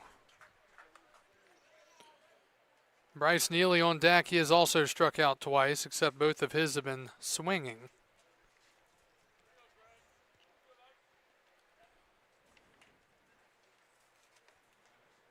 Runners at second and third, the responsibility of the prior pitcher, Michael Blackman, the second. 2-2 from the righty, Finn Lamb.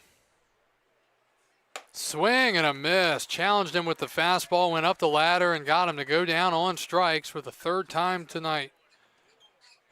1 out now. Here comes Bryce Neely, the center fielder. Number 9, Bryce Neely.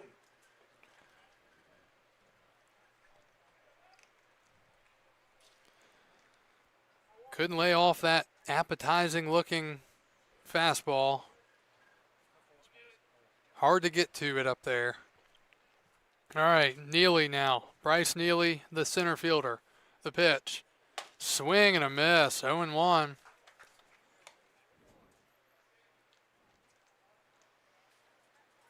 One-run game here. We're only in the top of the 5th.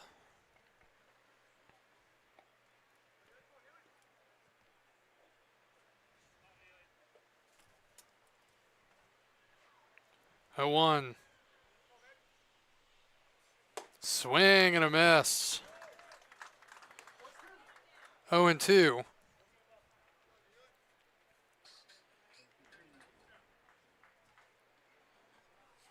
So if you're Lamb here, do you trust your big-time fastball and try it again, or do you go? I think every pitch has pretty much been a fastball to this point.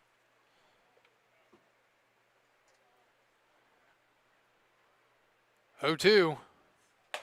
And that misses away. 1-2 now. Good setup pitch there from Lamb.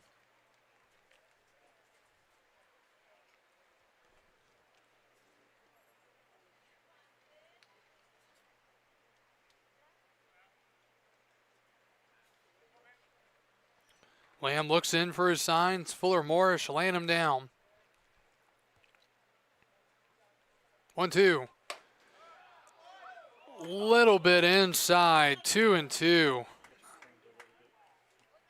Not a bad pitch there, but a good take by the batter, Neely.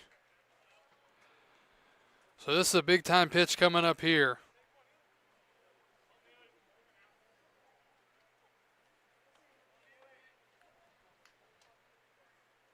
Finn Lamb, the right-hander, out of the bullpen against the batter, Bryce Neely. Time is called. And a timer violation is going to be called on the pitcher here to make it 3-2.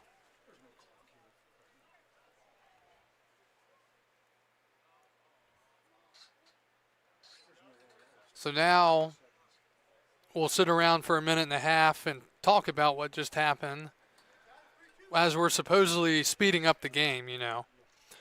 Wow, so that changes everything. Now from 2-2 to 3-2 without even throwing the pitch. Let me guess how this is going to end. All right, 3-2. And that is popped up on the infield. This is playable. No, it's not. Looked playable from here, but just kept on drifting out into foul territory and then into the stands. So instead of a potential out, we'll do it again at 3-2. Neely, as I said, he struck out twice swinging today. I think you've got to challenge him. If he hits it, he hits it. Fouled back. Good battle here. Lamb just reaching back and firing, and Neely able to get a piece.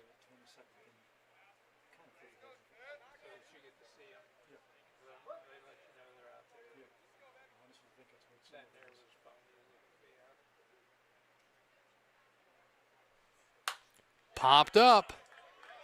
Out of play. Please return all foul balls to the train station and pick up a free spot. Thank you.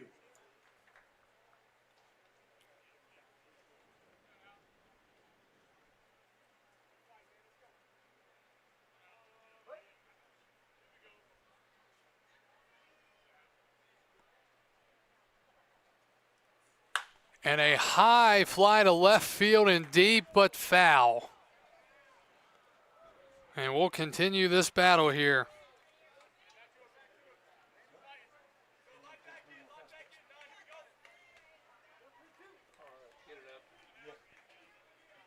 Yeah, this is, I think, if you're Lamb, you're going to try to elevate this fastball. Try to get it up.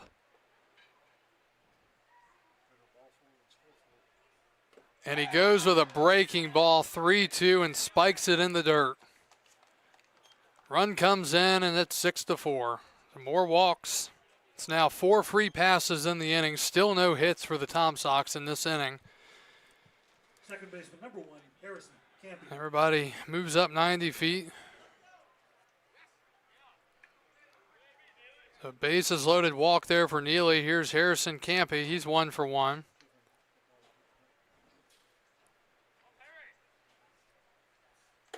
Inside, ball 1. Strasburg out hitting the Tom Sox 7-5, but the free passes are mounting on the Express. 1-0. Fouled away. Somehow got through the net and flew down behind the dugout.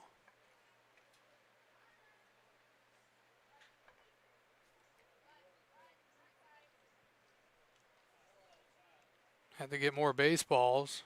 They don't even look like they're really rubbed up. Let's hope they are.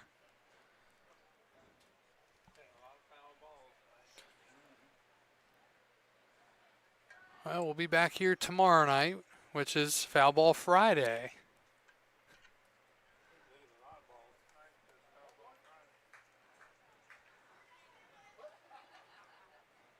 All right, 1 ball, 1 strike, 1 out to Harrison Campy, the second baseman. Walked and scored last time up. Breaking ball up and in near the head, 2-1.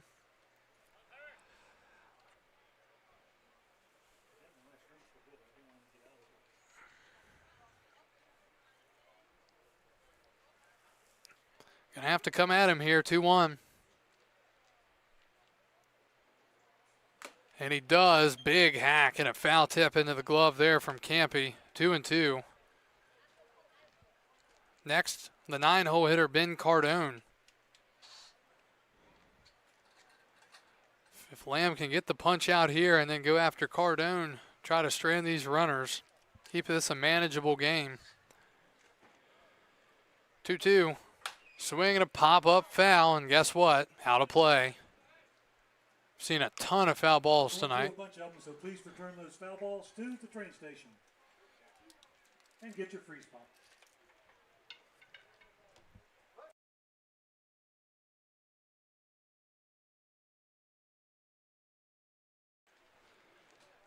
Two. Lamb delivers. Fouled away. And every swing, these hitters, they're late on everything. I mean, everything is first base side. Yeah, if he had something, and I think we saw it like the first batter, after he hit the first batter, the second batter, I think we saw a pretty good all-speed pitch, but he just hadn't been able to be consistent. There it is, and it's in the dirt, 3-2.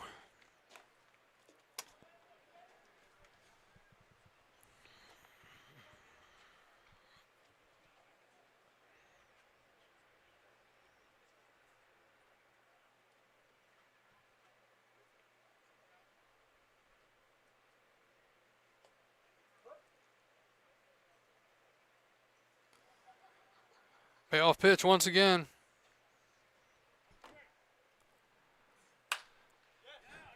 Another foul ball. Just can't put anybody away quickly. A lot of foul balls right now by the Tom Sox.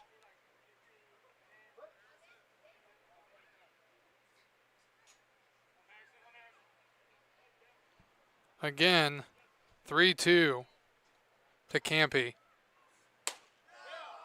And ball 4.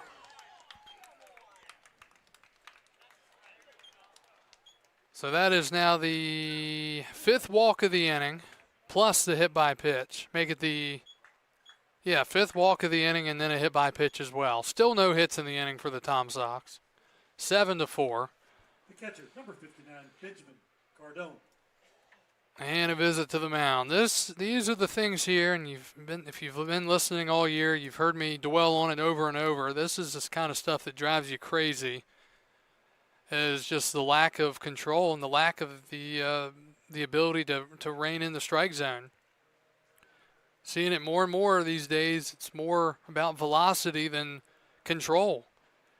And it's not just in the Valley League, it's all over Summer League, but boy, does it make these games long when you have tons of walks and hit by pitches and free passes, and just have to hope in the development world that things can get straightened out in college baseball and in the pros, moving forward to try to get back to throwing strikes versus trying to throw 100. And that goes for everyone that we've seen pitch tonight. At one time or another have had trouble finding the zone. Just have to hope for the sake of the future of the game that'll be looked at and, more emphasis will be put on it moving forward. All right, base is still loaded, 1 out for the 9-hitter Cardone. He grounds it to short. They're going to go to second for 1, back to first. It's a double play. No, they're going to call him off the base. Oh, my goodness. So instead of the double play, the run scores. It'll be a fielder's choice and an RBI.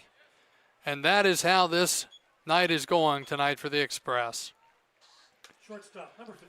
So now 8-4, 2 outs. The run scores as as Green apparently had his foot off the base on what should have been a twin killing, easy one.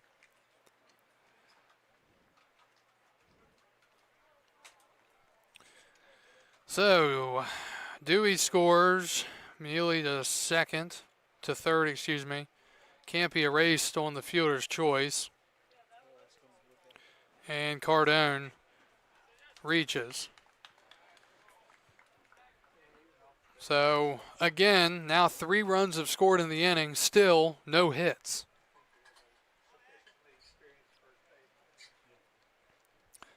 Now back to the top of the lineup, Xavier McCory, the shortstop. He's been on twice. Lamb trying to put an end to this inning. 3 runs have come across.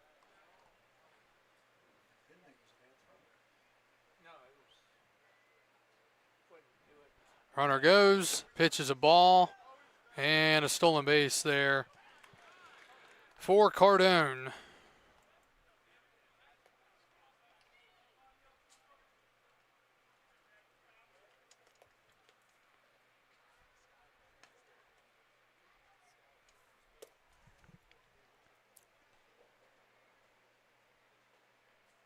1-0. And there's the all-speed. Finds his zone there, 1-1.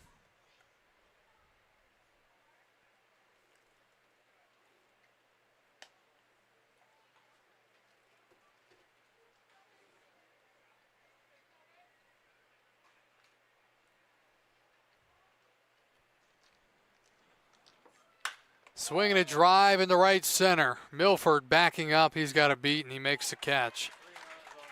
3 runs in the inning on 0 hits for Charlottesville. 1, 2, 3, 4, 5 walks and a hit by pitch, and 3 runs come across. And that will do it in the top of the inning. We go to the last of the 5th, 8-4. Tom Sox on top.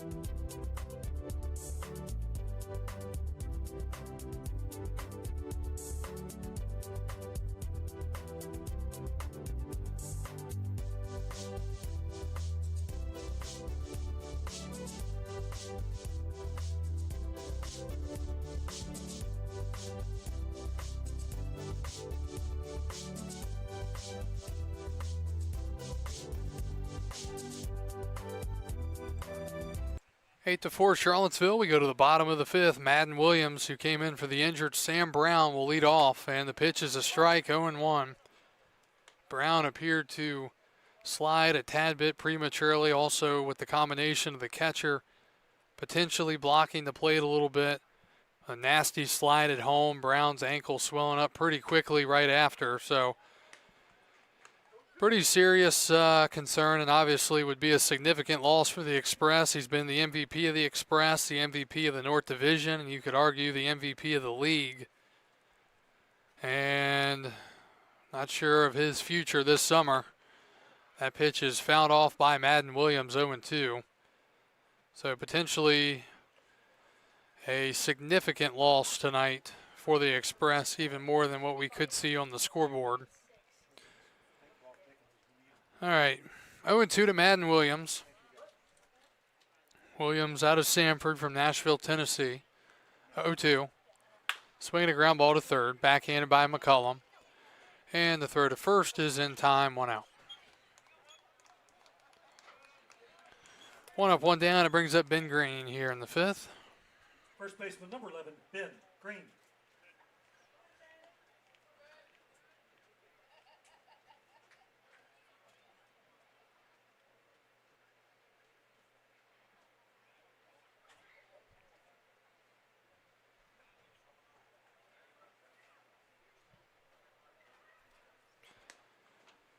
Ben swings and misses. He had a big hit his last time up. He was behind 0-2. Hit it right up the middle. And that was the play that Brown got hurt coming home on. And that's grounded to short. Gobbled up by McCory. Throw to first in time. 2 outs.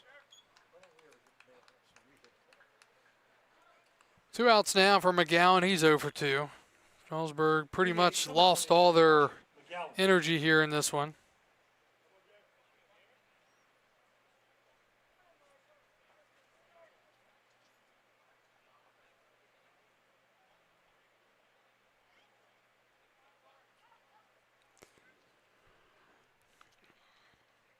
Strasburg has not played well against the South Division this year.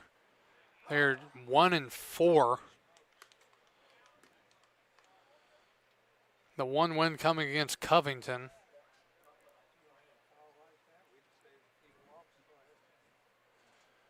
Generous strike call. It's 0-1. That's outside, 1-1.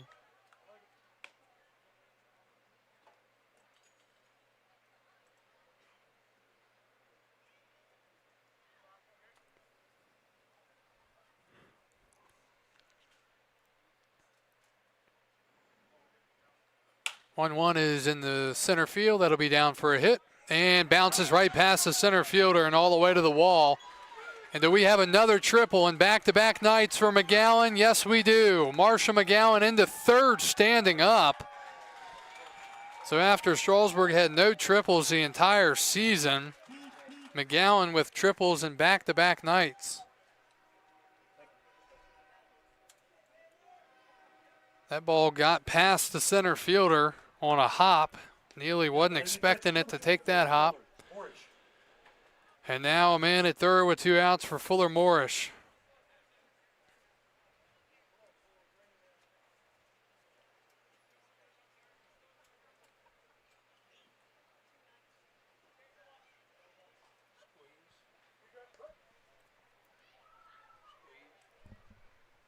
Here's Morrish. That's down and away, 1-0. Right-hander White, 32 pitches, 25 of those for strikes in relief of the starter, Henry Knighton.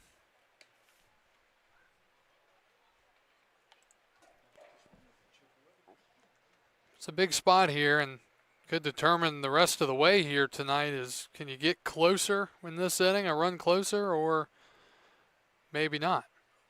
And doesn't look great. Ground ball to second, routine play, and that's it in the inning.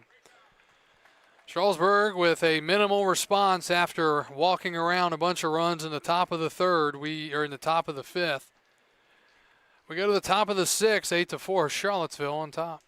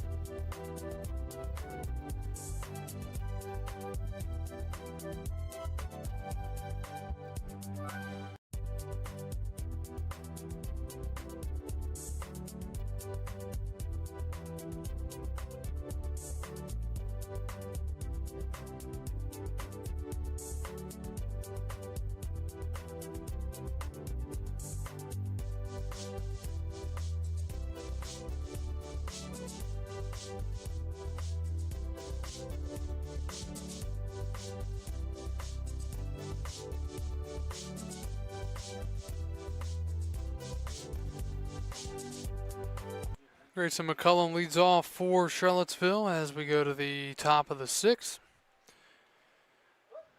2, 3, 4.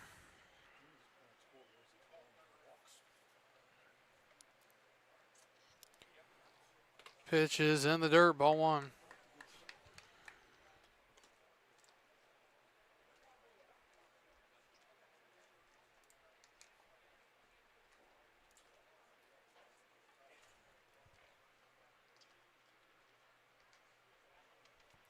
One 0 from Finn Lamb.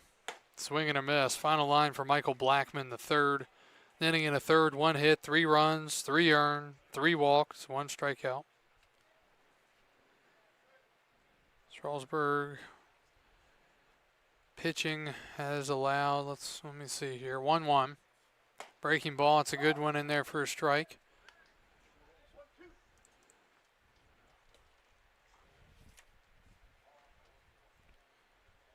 Strasburg pitching so far, 7 walks, plus however many hit by pitches. 1-2. In the dirt, 2-2.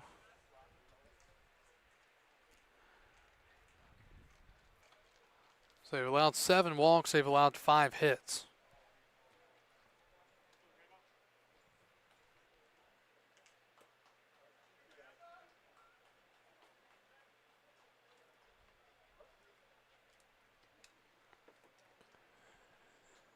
Two from Lamb.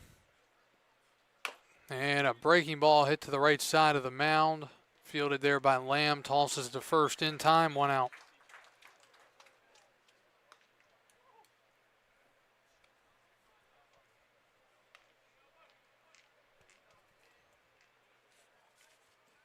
Right fielder, number 24, Tommy Lansness. Score that 1-3 for the first out of the inning. Here's Tommy Lansens, right fielder. He is 1 for 2, ground out in the first, RBI single and a run scored in the third. Leadoff walk, stolen base, and a run scored in the 5th. That's in the dirt to the backstop. 1-0. Sound like something broke behind the plate on that pitch.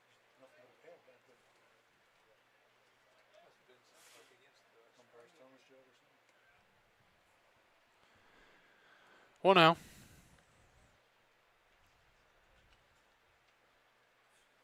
Swing and a miss, 1-1. And we're back here tomorrow night, North Division matchup, as the Express will host the Newmarket Rebels. That'll be a 7 o'clock start.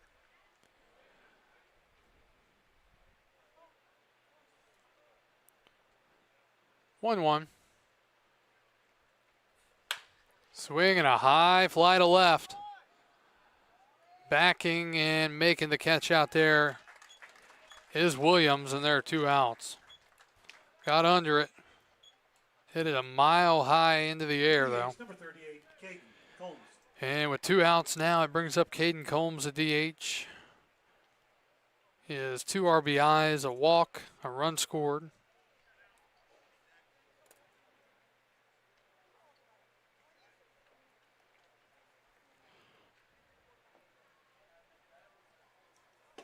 Breaking ball misses, ball 1.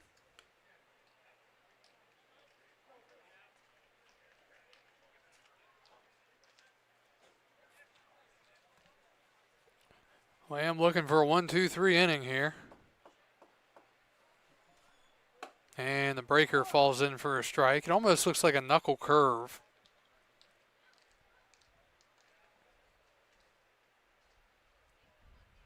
From our vantage point up here behind the plate, elevated. 1-1 to Combs. 2-1 to Combs. Strasburg will have 7, 8, 9 due up in the bottom half of the 6th inning, trailing at least 4, trying to hold it right there.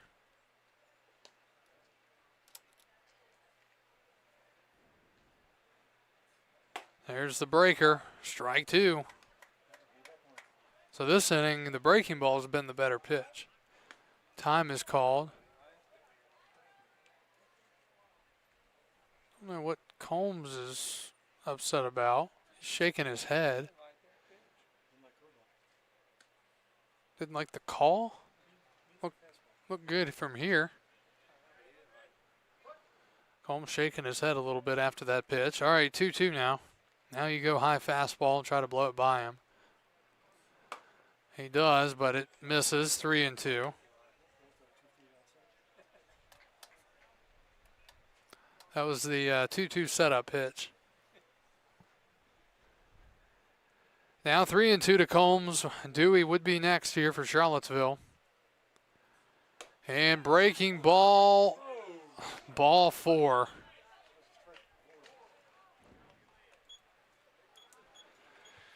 So another walk. 2-out walk here in the 6th. Dewey.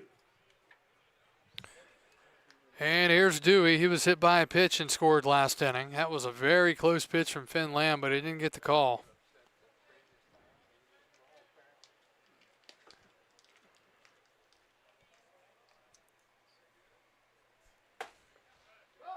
Strike 1. Lamb at 44 pitches, 25 of them for strikes so far.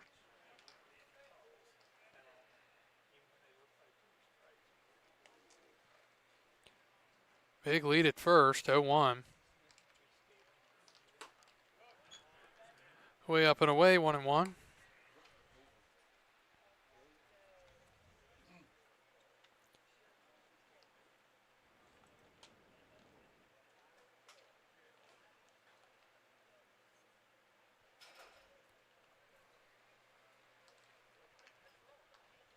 Runner goes, pitch is high, throw to second, and not in time. So the stolen base for the big man, Caden Combs. Combs steals the bag, and now 2-1 to Dewey. Man at second.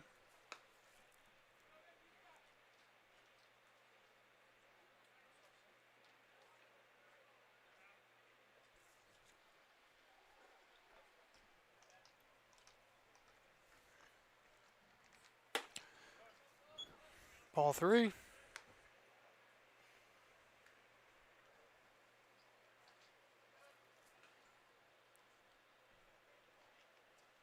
Ground out to start the inning, then a fly out. And a walk. And 3-1 here. Popped up foul and out of play. Strasburg to this point have thrown a staggering 148 pitches.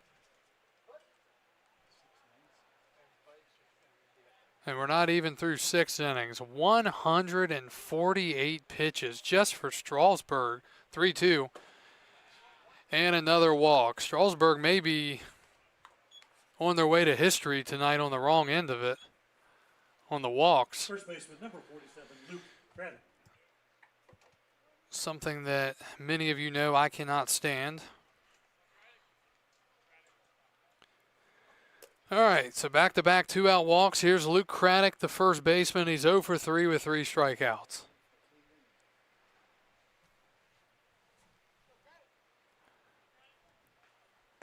And he takes ball 1.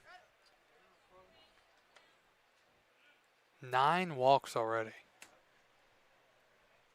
Time is called. Phil Betterly's coming out, and he might be pulling Finn Lamb here, mid-count. It appears that's what's happening. 50 pitches there for Lamb. He's done. And going to the bullpen. Once again, we'll be back after this.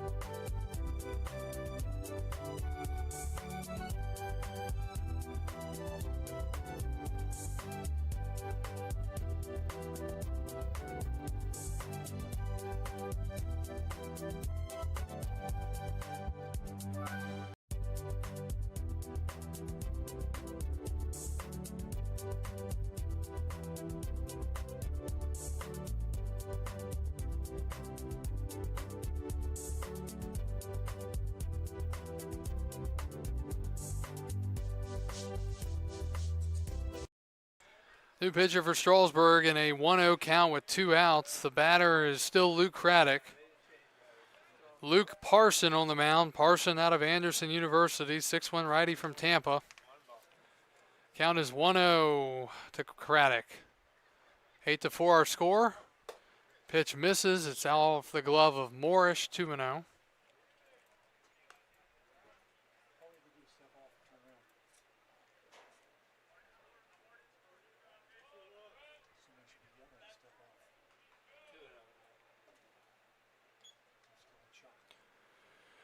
Two-oh.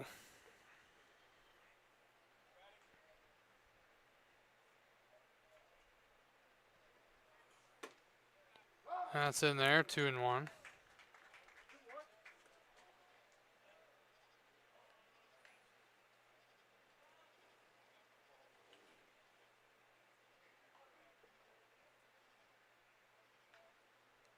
Two one.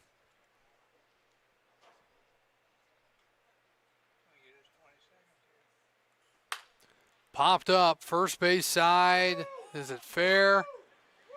It'll be a foul ball, and the catch is made over there nicely on a running play by Ben Green. Tip your cap and hang a star on that one. That's a heck of a play over his shoulder, running backwards in foul territory. So that will do it here in the inning. 2 walks, but no runs come across. We go to the bottom of the 6th. It's 8-4. Charlottesville.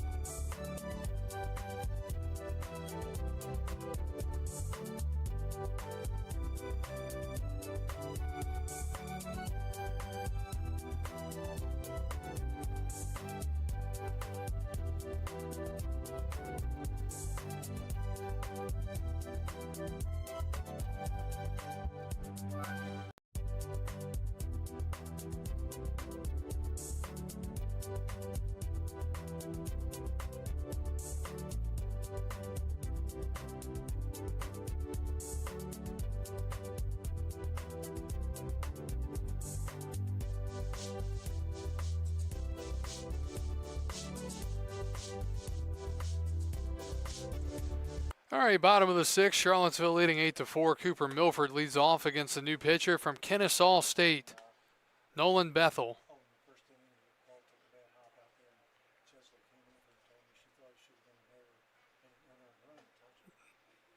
6'1" righty. Ground ball left side. It's going to be a tough play in the hole for McCory. Long throw, not in time. And there's Milford's first hit as a member of the Express.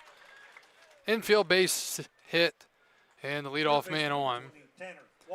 So Strasburg now out hitting Charlottesville 9-5.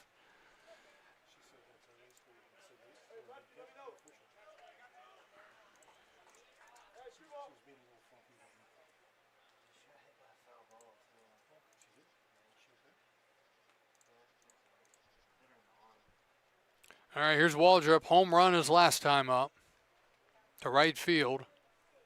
That's down and in, 1-0.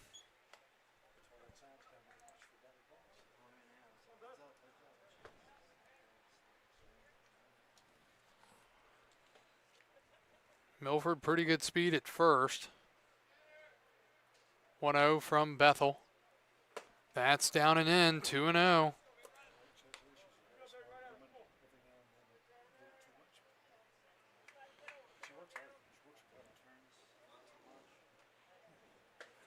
Two balls, no strikes to Tanner Waldrop here in the bottom of the sixth. Swing and a pop up in the center.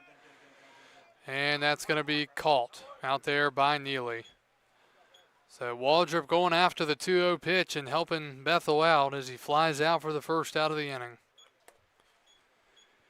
And now it brings up the 9-hitter and second baseman Brian Trujillo.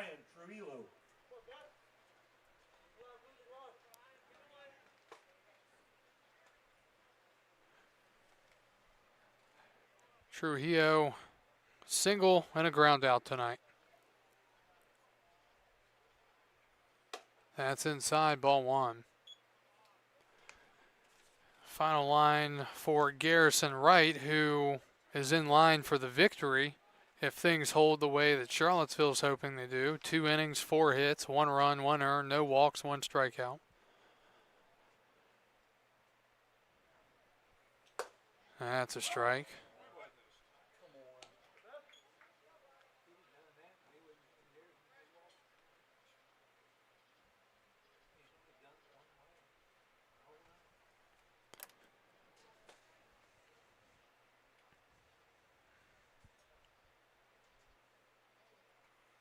That skips past the catcher into the backstop. A wild pitch.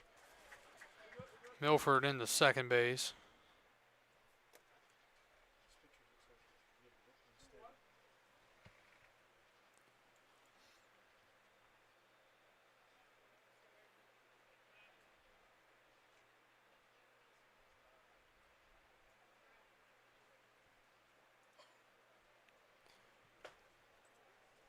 Two one. Ground ball left side, another tough play. They're going to go to third with it. Ball trickles away. It'll be an infield single for Trujillo. And the Express have men at the corners now with 1 out for the top of the lineup, Caden Haywood. Now batting number 50, Caden Haywood. So 2 infield singles here in this inning for Strasburg. Haywood, the batter, he's 2 for 3, 2 singles and a ground out. Both of those hits going to very similar spots in the hole. Shortstop moving over to the right now to get set up. Here's the pitch. Ground ball to short, softly hit. They go to second for 1, back to first. The ball is offline. The throw is offline. A run comes in to score, and it's 8-5. Can't assume the double play, but it'll be a fielder's choice, and the run comes in to score. Shortstop, number 9, Baylor Roberts. So an RBI there. Let's see. Yeah, it's an RBI there for Haywood.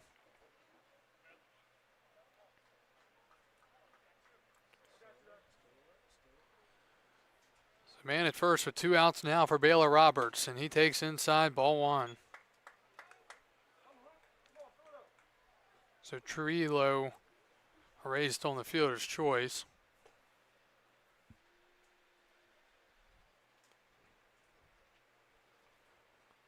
Pitch. That's low and gets away. Haywood moving to second, and he'll get there on the wild pitch. Couple of wild pitches uncorked here in this inning by the right-hander out of Kennesaw State, Nolan Bethel. Now a base hit makes it a 2-run game. Time is called, so they're going to get him a new baseball.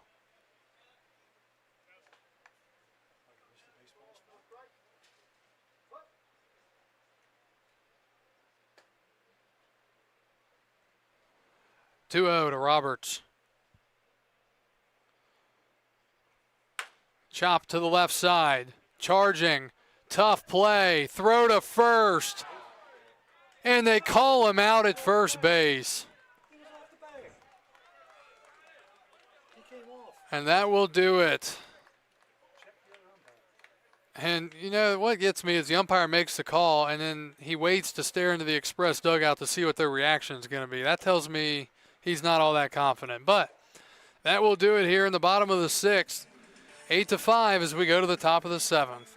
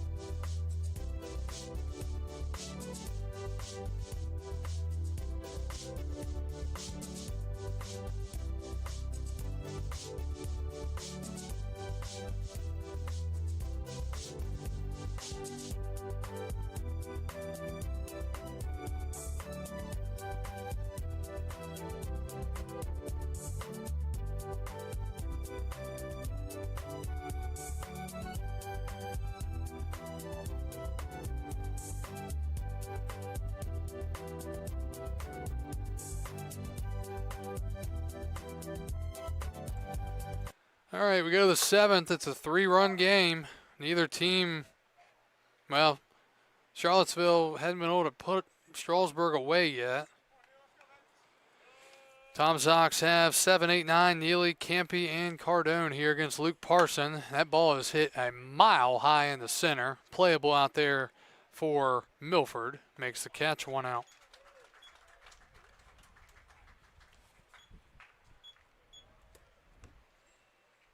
Second baseman, number 1, Harrison Campy.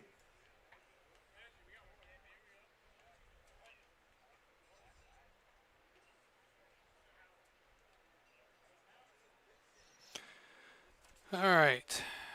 Harrison Campy, he's been on 3 times, a single, 2 walks, an RBI, a stolen base, and a run scored. Takes a strike from Luke Parson, 0-1.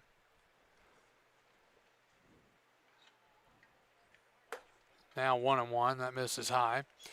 All right, we'll take a look around the Valley League, some scores to tell you about. Waynesboro has already defeated Purcellville 5-2, so the Generals continue to flex their muscles. That pitch is to the backstop.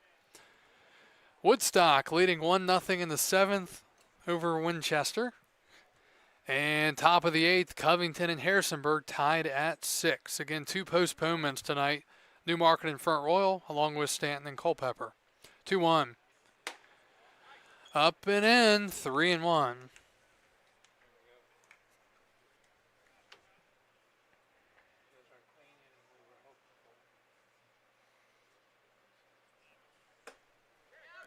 And ball 4. That is now the 10th walk surrendered by Strasburg pitching tonight. And the 3rd time that Campy has walked. Here's Ben Cardone. He is 1 for 3.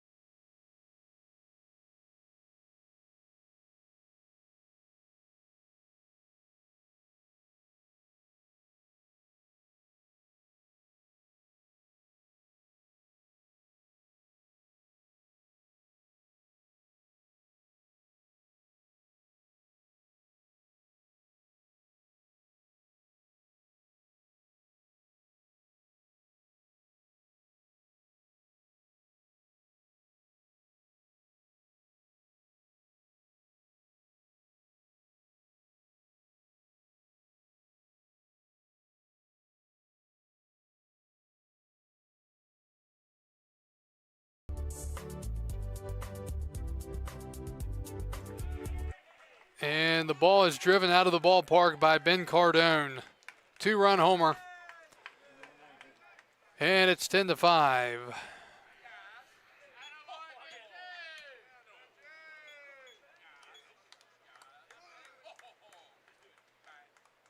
So Cardone, who was hitting about $150 in 15 or 20 games, is 2 for 4 tonight,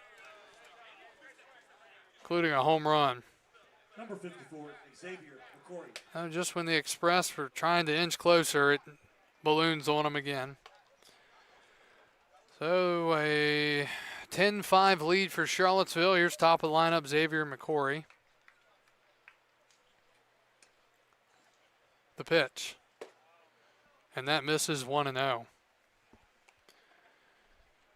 Well, Charlottesville, 10 runs on 6 hits. No errors.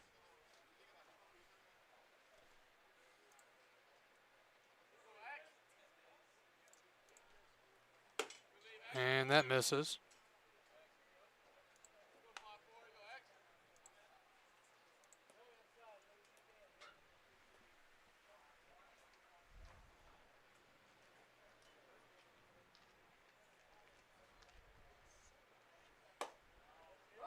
Oh, a high strike, 2-1. Batter couldn't believe it.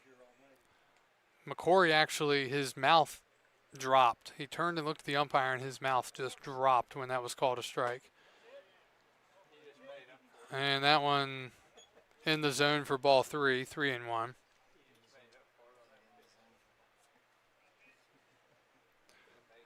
Three-1 to Xavier McCory. He's been on twice.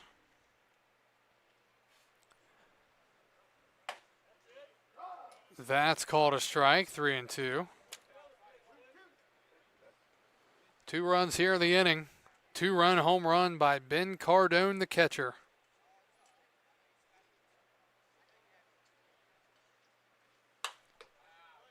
Popped up foul and out of play.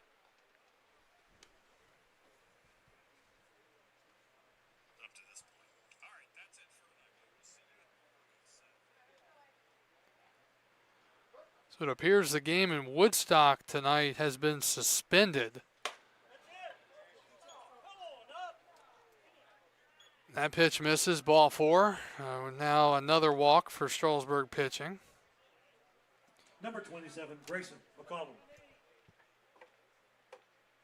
So Woodstock was leading Winchester 1-0 in the 7th. Apparently a substitution question. So with Woodstock leading and game to play, they suspend the game instead of playing it out, which is interesting. Pitch is a strike, 0-1.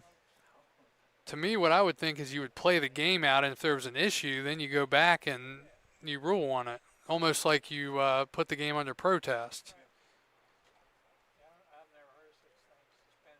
0-1, runner goes. The pitch is lined to left. It's a base hit, and it's getting ugly here in the 7th. Charlottesville sending the runner to the plate. Here's the relay, and he is out. So the home plate umpire was making the call at third. The first base umpire had to hustle down the baseline, or down the first baseline, and he got there in time to make the call, so it'll be a double and out at the plate. It's going to go 7-5-2 on the putout. Gunning can't be out.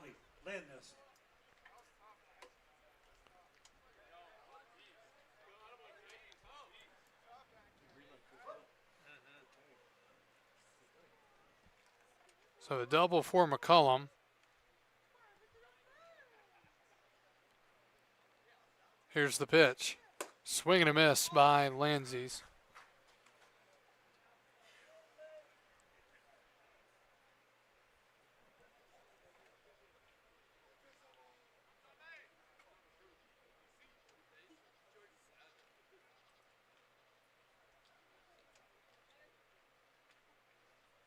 Oh, 1. Ground ball up the middle. That'll be fielded by Roberts behind the bag. His throw to first is in time. And we play on. Time to stretch. Strasburg down 10-5 going to the bottom of the 7th.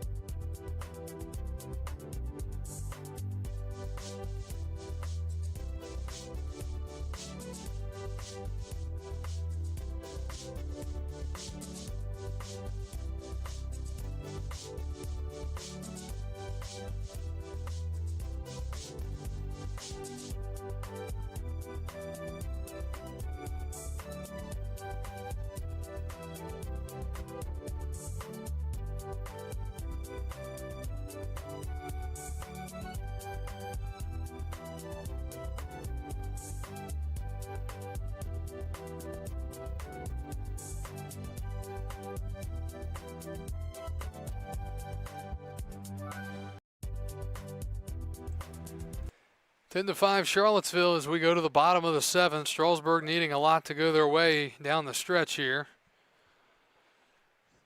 Madden Williams leads off and grounds it foul on the first pitch.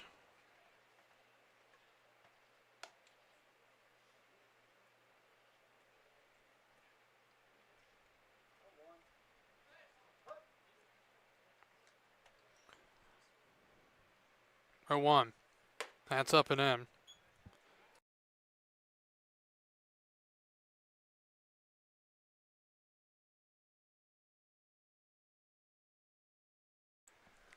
One to Madden Williams, who came in for the injured Sam Brown earlier in the game. Swing and a miss, 1-2.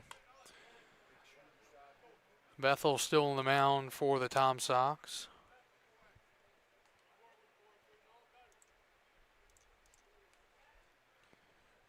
One, two. And a called strike 3. Looked low from here, but it's 1 out here in the 7th. First baseman, number 11, Ben Green.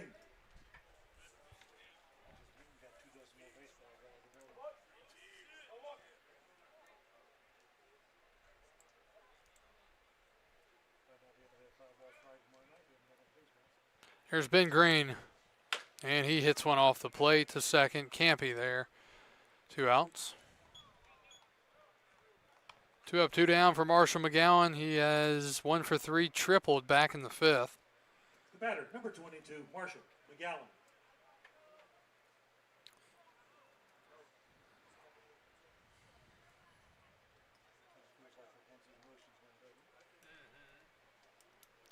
Yeah, it feels like the Express, at least tonight, have lost a lot of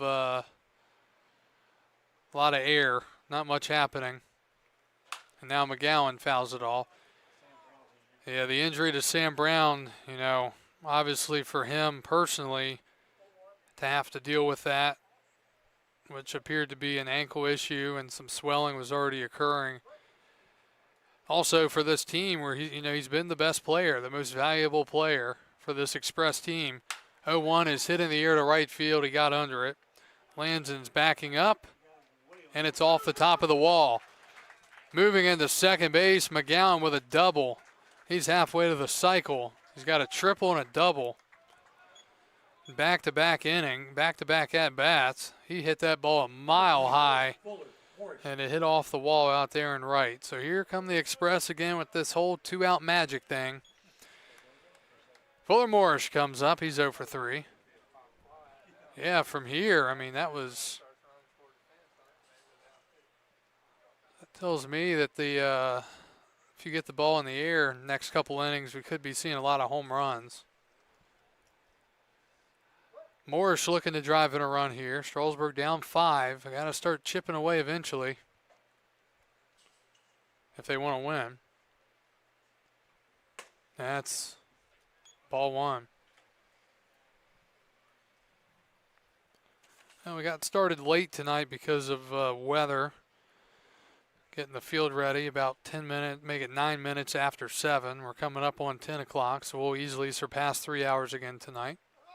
1-0. That's low, 2-0. Well, last thing you want to do if you're Bethel is start falling behind guys and walking them. You want to just work from ahead, play with your 5-run lead, get outs, and get your team back to the plate. 2-0 now to Fuller Morris, the catcher.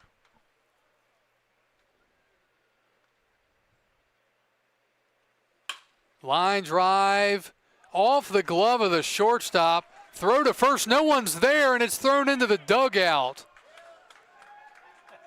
The ball knocked the glove of McCory off. He went to throw it to first. The first baseman had vacated.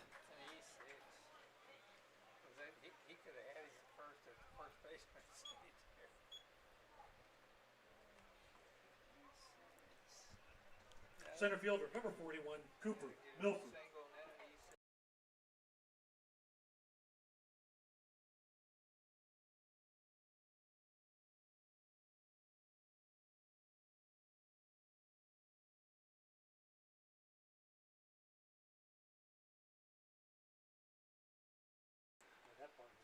So on that play, it'll be scored a single and an E6 on McCory. And, you know, you can't really blame McCory, but again, the first baseman had vacated. He was running toward the middle of the field, and McCory just kind of threw it, got the ball, picked it up out of his glove that had gotten knocked off. And, well, we've got ourselves a 4-run game again as Charlottesville goes to the mound for a visit. We'll be right back.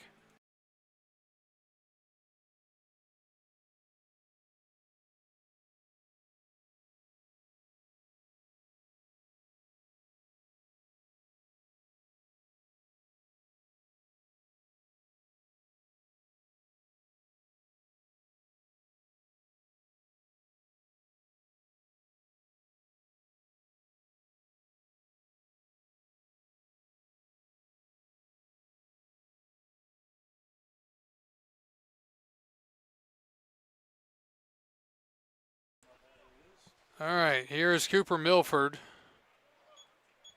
First error of the game. Center fielder, number 41, Cooper Milford. And it was a heck of an effort out there by McCory at short. All right, pitcher stays in. Here's Milford. He takes ball 1-0. So again, all this with 2 outs, a strikeout and a ground out, then a double by McGowan, a single and a throwing error by McCory. Morris able to move up to second. 1-0 to Milford. That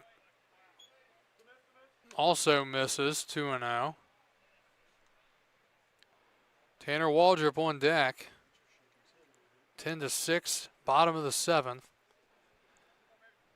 Feels like 12 or 13 might win this thing tonight. 2-0. That's in there for a strike. 2-1. Tom Sox and the Express, a matchup of last year's championship series. The two juggernauts in the Valley League the last decade. 2-1. That's high. 3-1. These two teams have, Charlottesville's dominated the South. Strasburg's dominated the North. They've played in a ton of Valley League championships. They've battled over the years. 3-1 to Cooper Milford. Swing and a foul tip held on by the catcher. 3-2.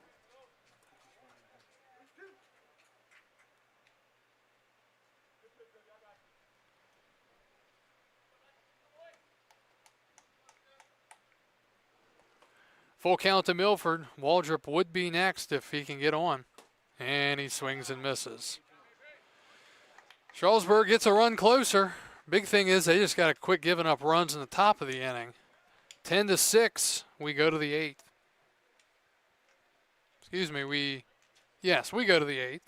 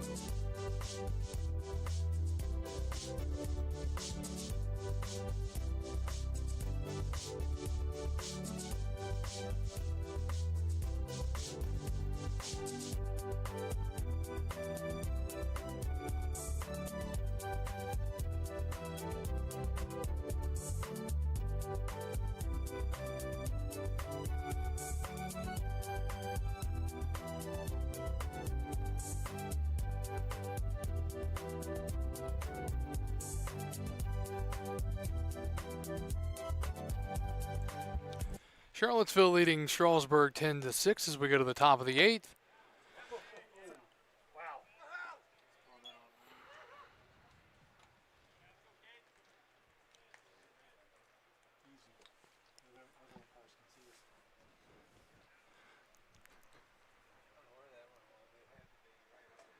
Three balls and a strike.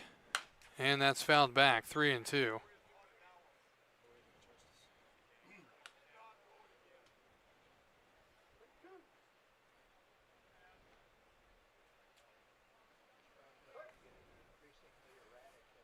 Full count coming up to Combs.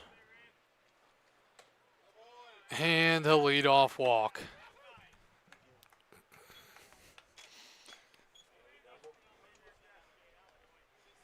Combs is on again. 3 walks in a row for him. Christian Dewey. Here's Dewey.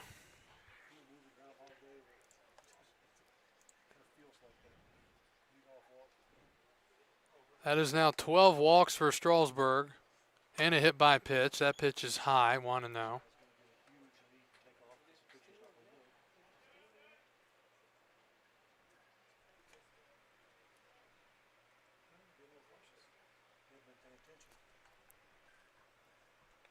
One 0, 2-0.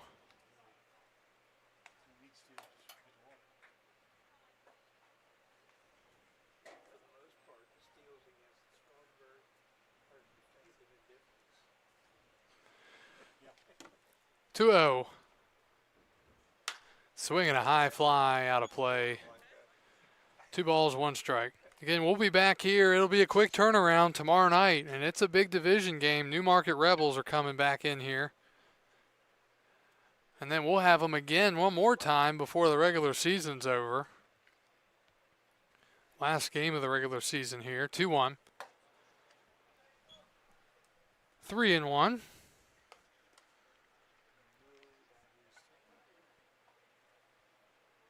Gotta wonder, we've seen Madden Williams and Marshall McGowan pitch this year. You have to wonder at this point. 3-1. Ground ball to first, snagged nicely by Green, goes to second for 1. They get the out there, that'll be all. One thing Strasburg's had this year is good first base defensive play, and a lot of that's been Sam Brown. But Ben Green has done a nice job there tonight as well. All right, Dewey reaches on the fielder's choice. Here's Luke Craddock. He has struck out 3 times and popped out to first. That was the really nice running play by Green in foul territory back in the 6th inning. 1-0. All right, let's see. Strasburg's now thrown 186 pitches tonight. Charlottesville 117. 1-0. Fouled back off the pole. And 1-1. Parson, the 4th pitcher of the night for Strasburg. Hogan started, then they went to Blackman, Lamb, and then Parson. Looking for a double play ball here. 1-1.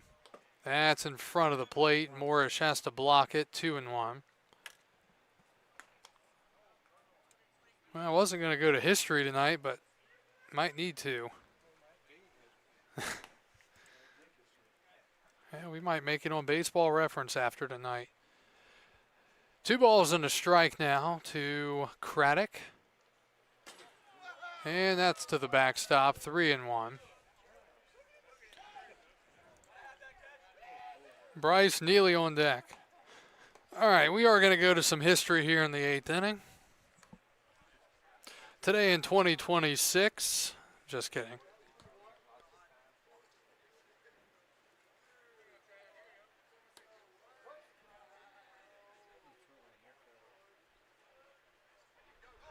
Three-one. Runner goes. The pitch is swung on and missed, and it is 3-2. Stolen base there for Dewey.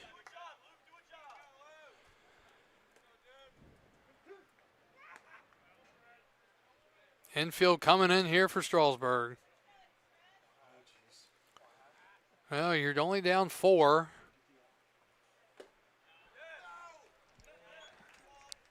And that's in the dirt for ball 4. And the merry-go-round continues. Center fielder number 9, Bryce Neely. Today, baseball history. In 1914, the Austin Senators of the Texas League lose their 27th straight game.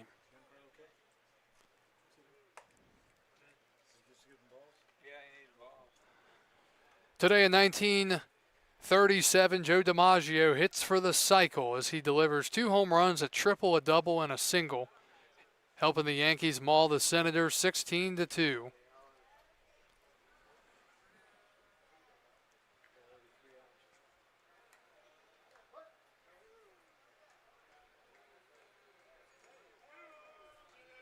Runners at first and third. That's popped up in the infield. Playable, and the catch is made. 2 outs. All right, 2 outs now. Harrison Campy coming up. He has been on a lot, 4 times to be exact, a single and 3 walks. Now batting Harrison Campy.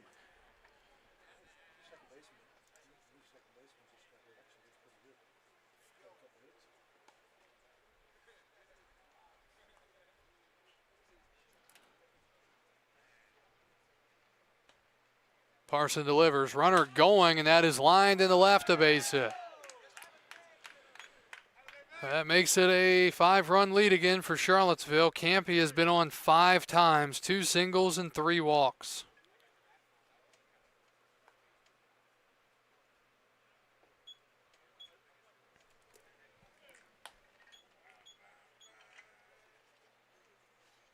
Number 59, Benjamin Cardone.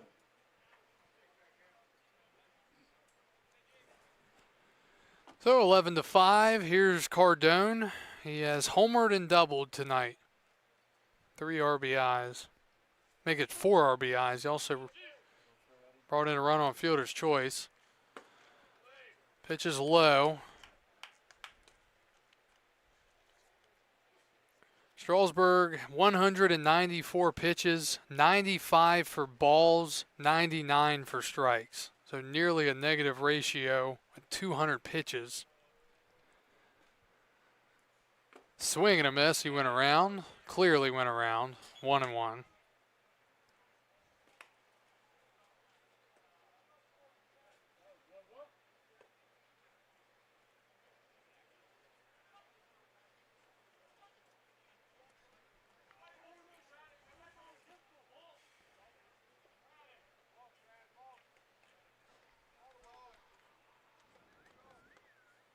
That's in there.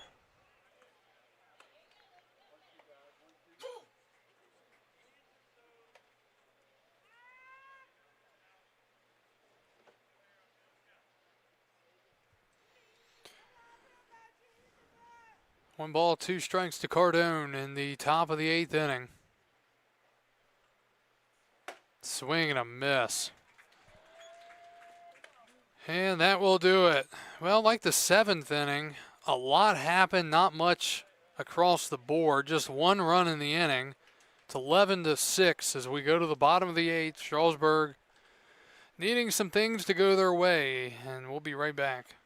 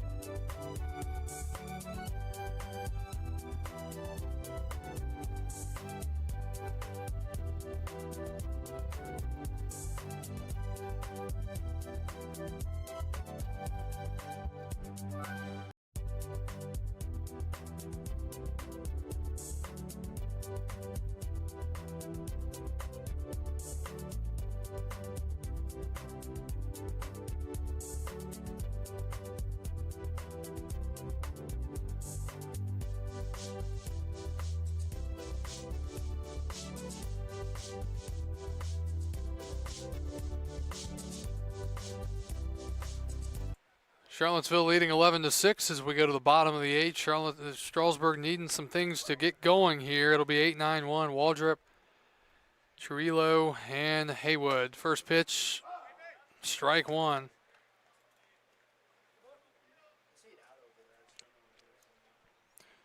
Waldrop 1 for 3, solo home run back in the 4th. Bethel still on the mound. 0-1. Hard hit grounder to second, fielded there by Campy, and the out is made. Probably the hardest hit ball we've seen tonight, but it results in nothing but an out for Waldrop.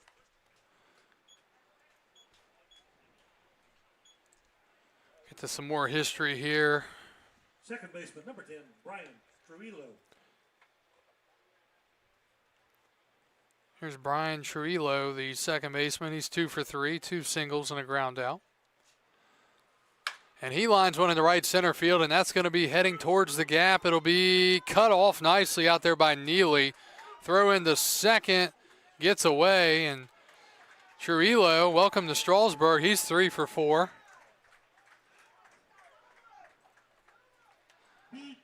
And the Express have a man at second with 1 out.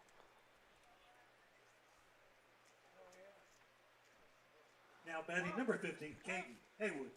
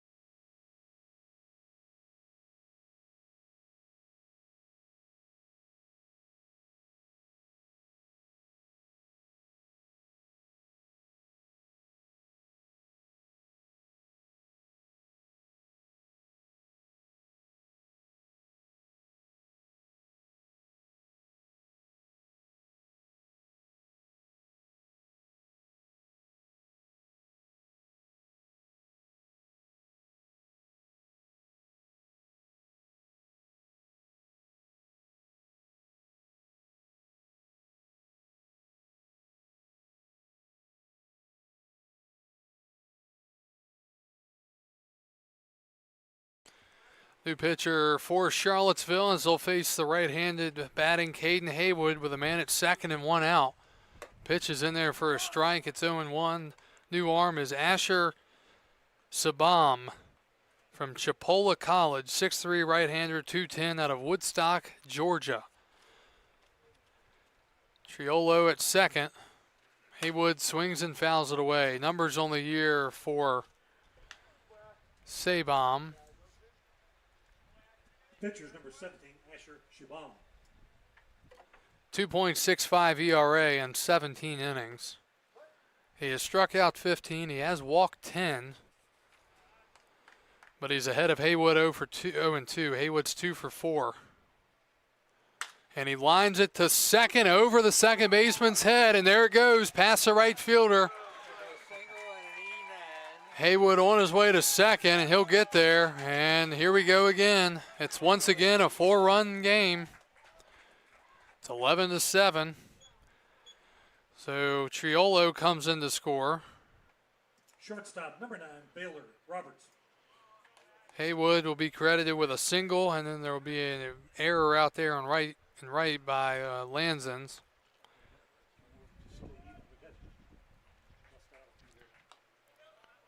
So Strasburg not rolling over here. It'll bring up Baylor Roberts. He's scored a couple of runs tonight, looking for his second hit.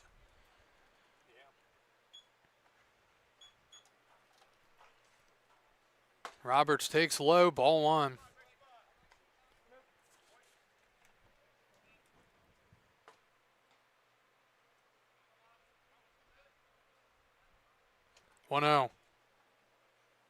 And that is hit in the air to center field, pretty well struck, but room out there for Neely.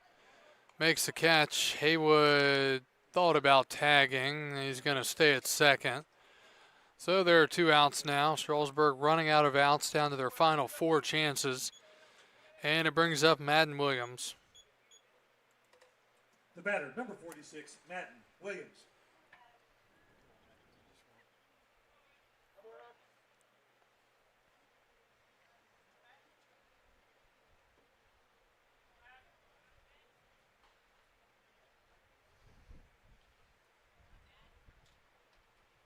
Williams takes a strike, 0-1.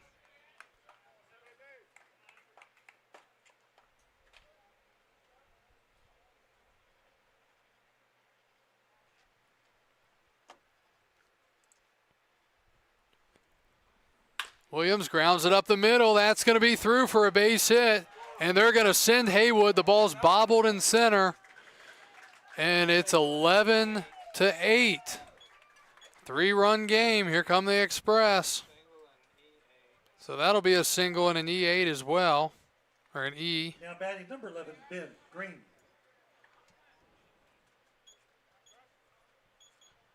And now Ben Green will step up.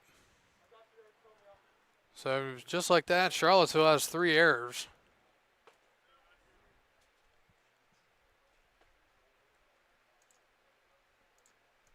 Green takes inside, ball 1.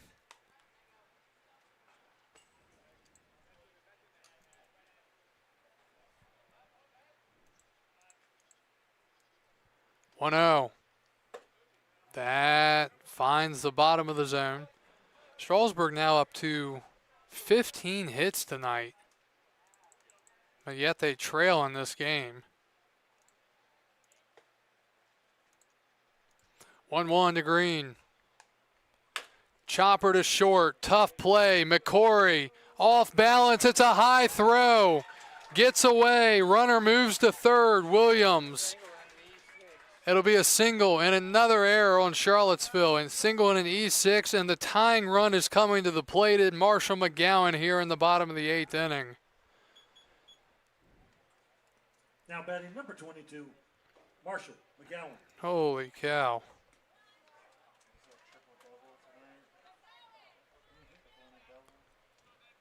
McGowan, triple and a double, halfway to the cycle, and he'd like to knock out the big fly here, and it would tie the game if he could do it. We've got a visit to the mound. While they do that, we'll be right back.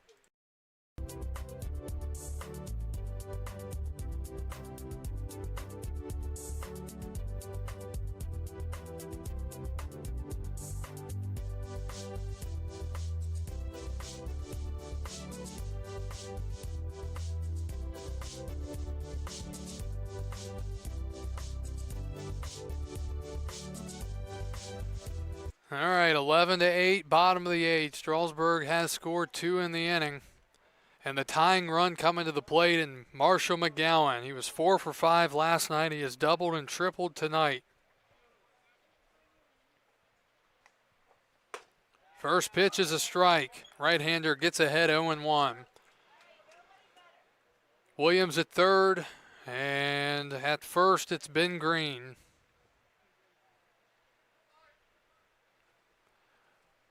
Oh, 1. Fouled back, and he's quickly behind 0-2.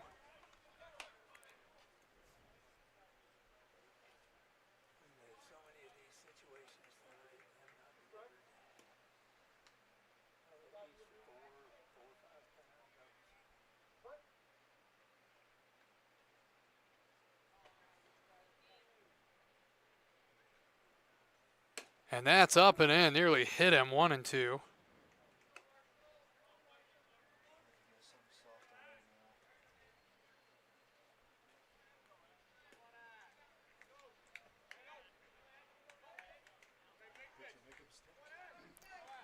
One, two. In the dirt, the ball gets away. Run's going to score. Moving to second is Green, and it's 11-9. So a wild pitch brings in a run. Green to second base. Count is now 2-2 here in the bottom of the 8th inning.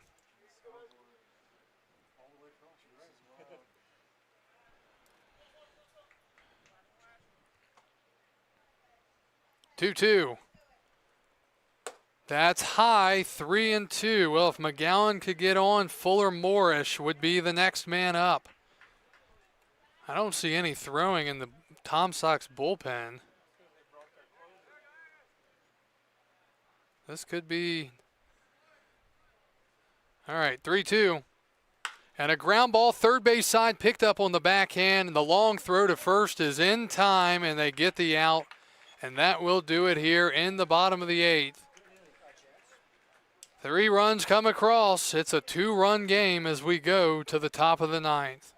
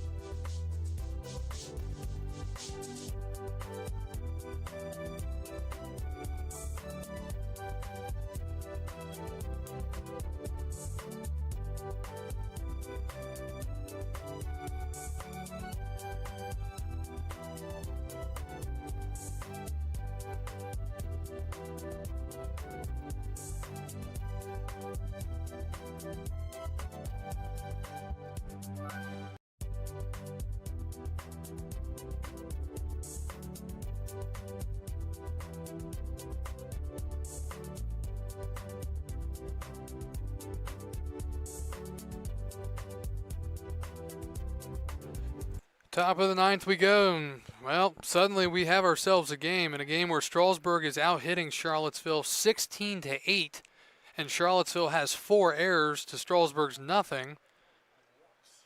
Charlottesville is winning this game 11-9, and Strasburg is bringing in their closer here to start the 9th inning, down by 2.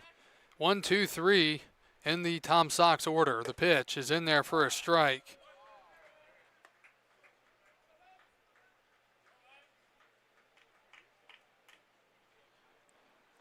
McCory has been on 3 times. He's walked twice, singled. He's also struck out and flown out. 0-1. That misses. 1-1. Starling loses his hat there.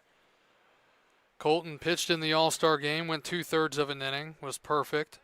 Starling out of Western Carolina University from Marshville, North Carolina, 5'11", righty, 205.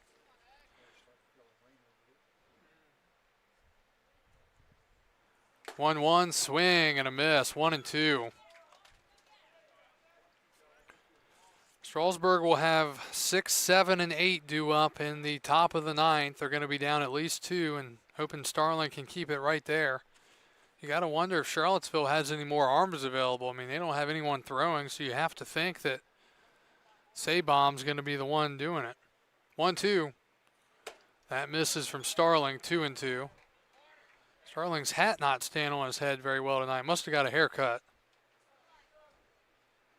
Haven't noticed that with him before.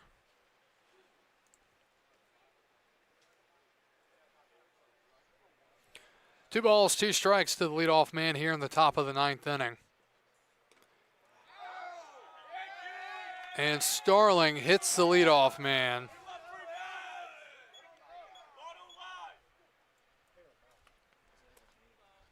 Brings up Grayson McCullum with a man at first and nobody out. Grayson McCollum. McCollum batting for the 6th time tonight.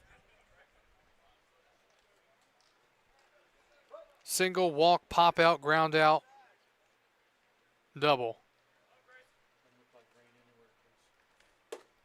That's in there for a strike.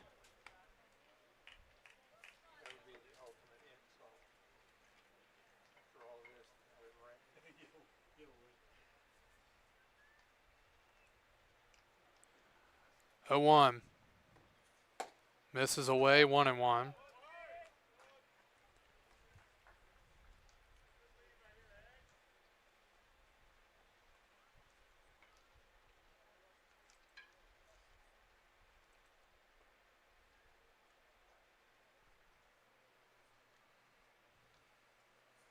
Swing and a miss, nasty pitch there.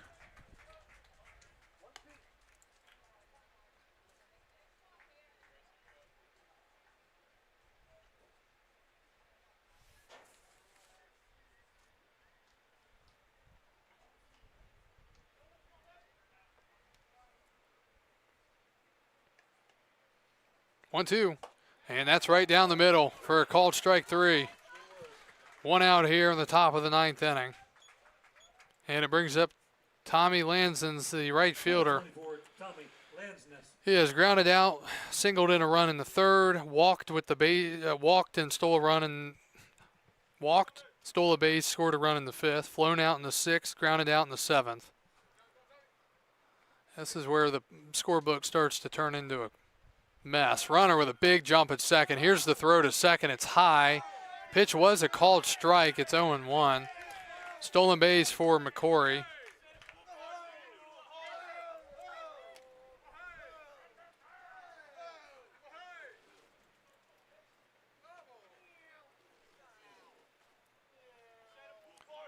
Well, the Tom Sox may be 2 games under 500, but they are energized. Here's the pitch. Pitch is outside, 1-1.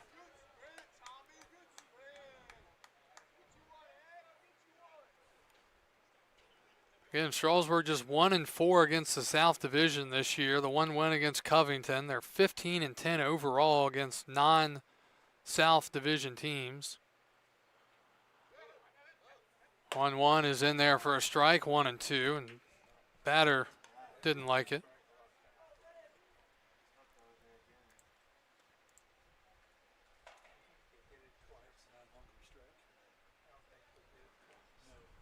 Strasburg now at 209 pitches in this one.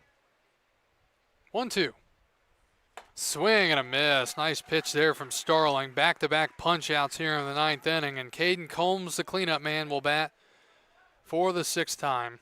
Number 38, Kate Combs. Combs has walked in 3 consecutive plate appearances. He's also scored a run and stolen a base.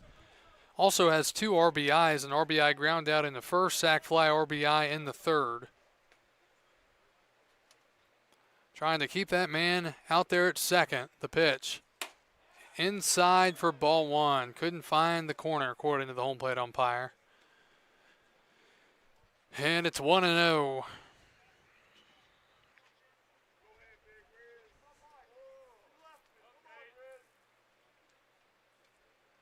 Starling's pitch. Strike 1.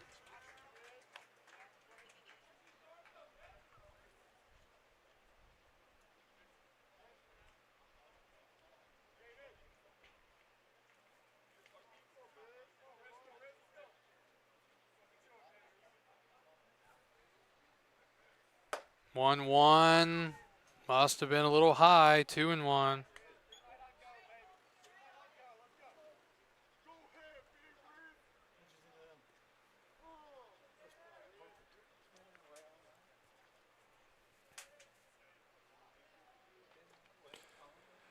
Two on the count. Starling to Combs. Oh my, that's called ball 3. Wow.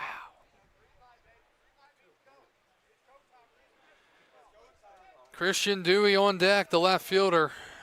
Just have to wonder where some of these pitches are, and that's for both teams. That's not just for Strasburg. That goes for Charlottesville as well. 3-1. And that is called a strike as the catcher reaches all the way across to make the catch on the inside. 3-2. All right. Payoff pitch coming up here with 2 outs in the top of the 9th inning. Starling against Combs. Man at second, and it's McCrory. Runner goes. The pitch is grounded on a high chopper first base side. Green. Fields throws to first in time. That went way up in the air. 3-1 on the putout. And we go to the bottom of the 9th. Strasburg down 11-9, and they will have 6, 7, and 8 scheduled due up. Moorish, Milford, and Waldrop. And it will be the same pitcher, Asher Sabam. We'll be back after this. Going to the bottom of the 9th on the Express Baseball Network.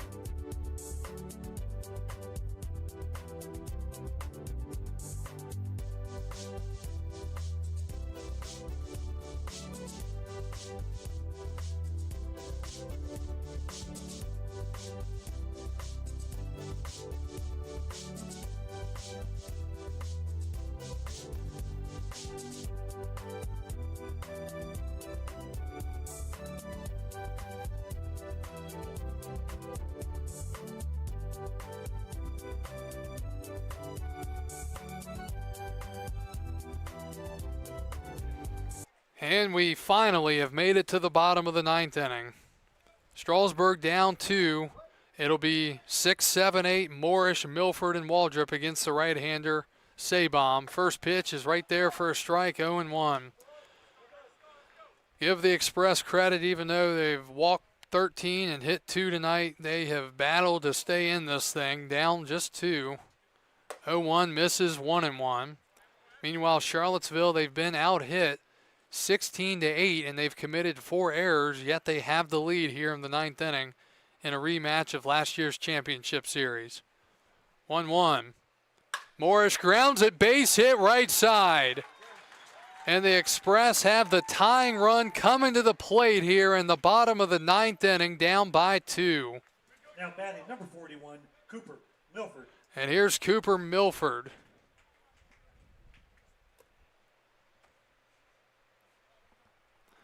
Milford 1 for 4 tonight.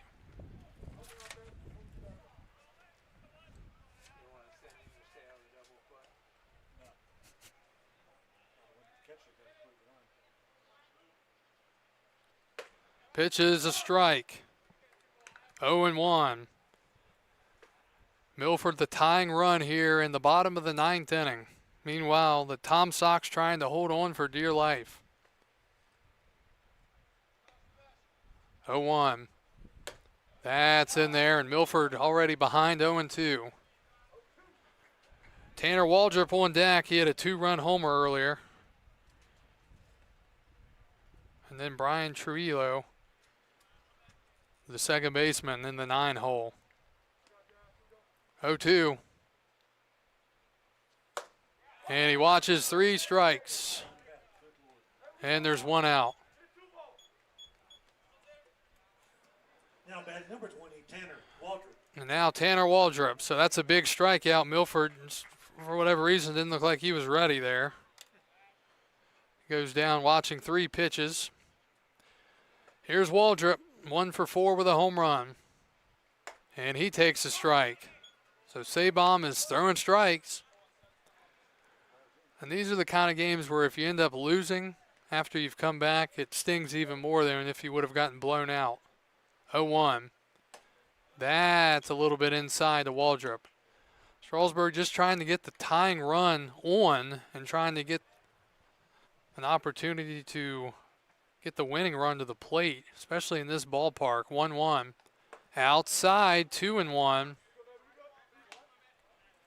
You got to think about Caden Haywood, too. He's a few hitters away in the top of the lineup, but like to try to get him back up if you're Strasburg. 2-1. Fouled back, 2-2. 26 pitches for Sabom here in relief. Strasburg 1 in the 6th, 1 in the 7th, 3 in the 8th. But Charlottesville with 2 in the 7th and 1 of the 8th. 2-2 to Tanner Waldrop. Fouled back. Staying alive.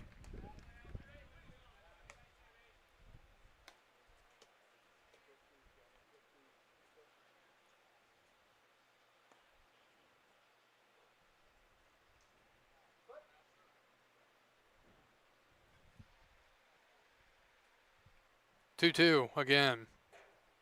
Ground ball foul. First base side went with the all speed, and Waldrop was out in front and just got a piece.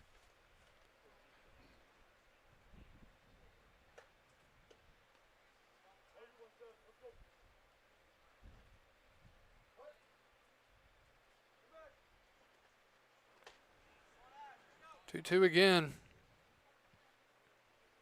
Swing and a miss. And there are 2 outs here in the 9th. Second baseman, number 10, Brian Trujillo. Here's Brian Trujillo, the second baseman. 2 singles, a double, and a run scored tonight. He's the tying run here with 2 outs in the bottom of the 9th. Caden Haywood on deck. He would be the winning run. The pitch. That's in there. It's amazing what happens when you throw the first pitch for a strike. The difference it makes.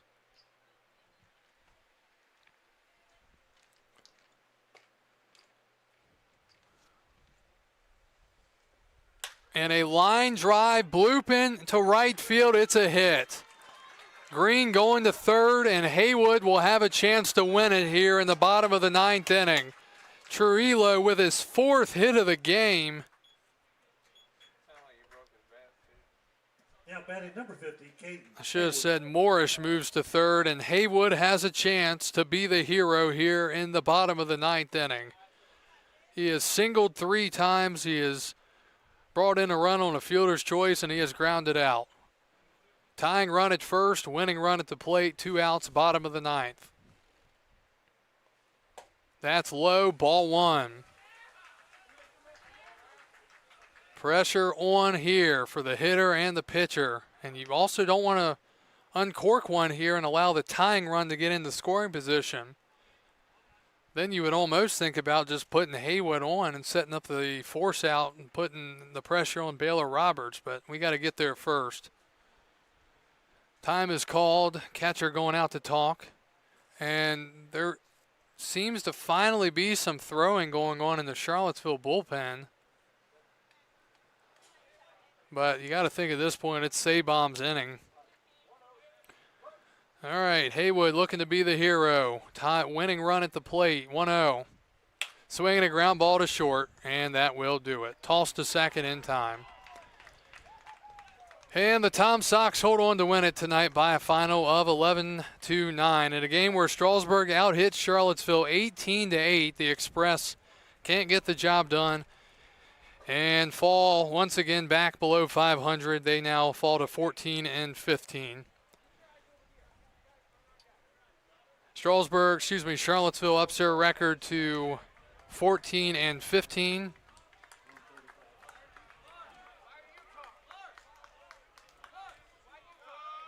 And some talking between the two teams.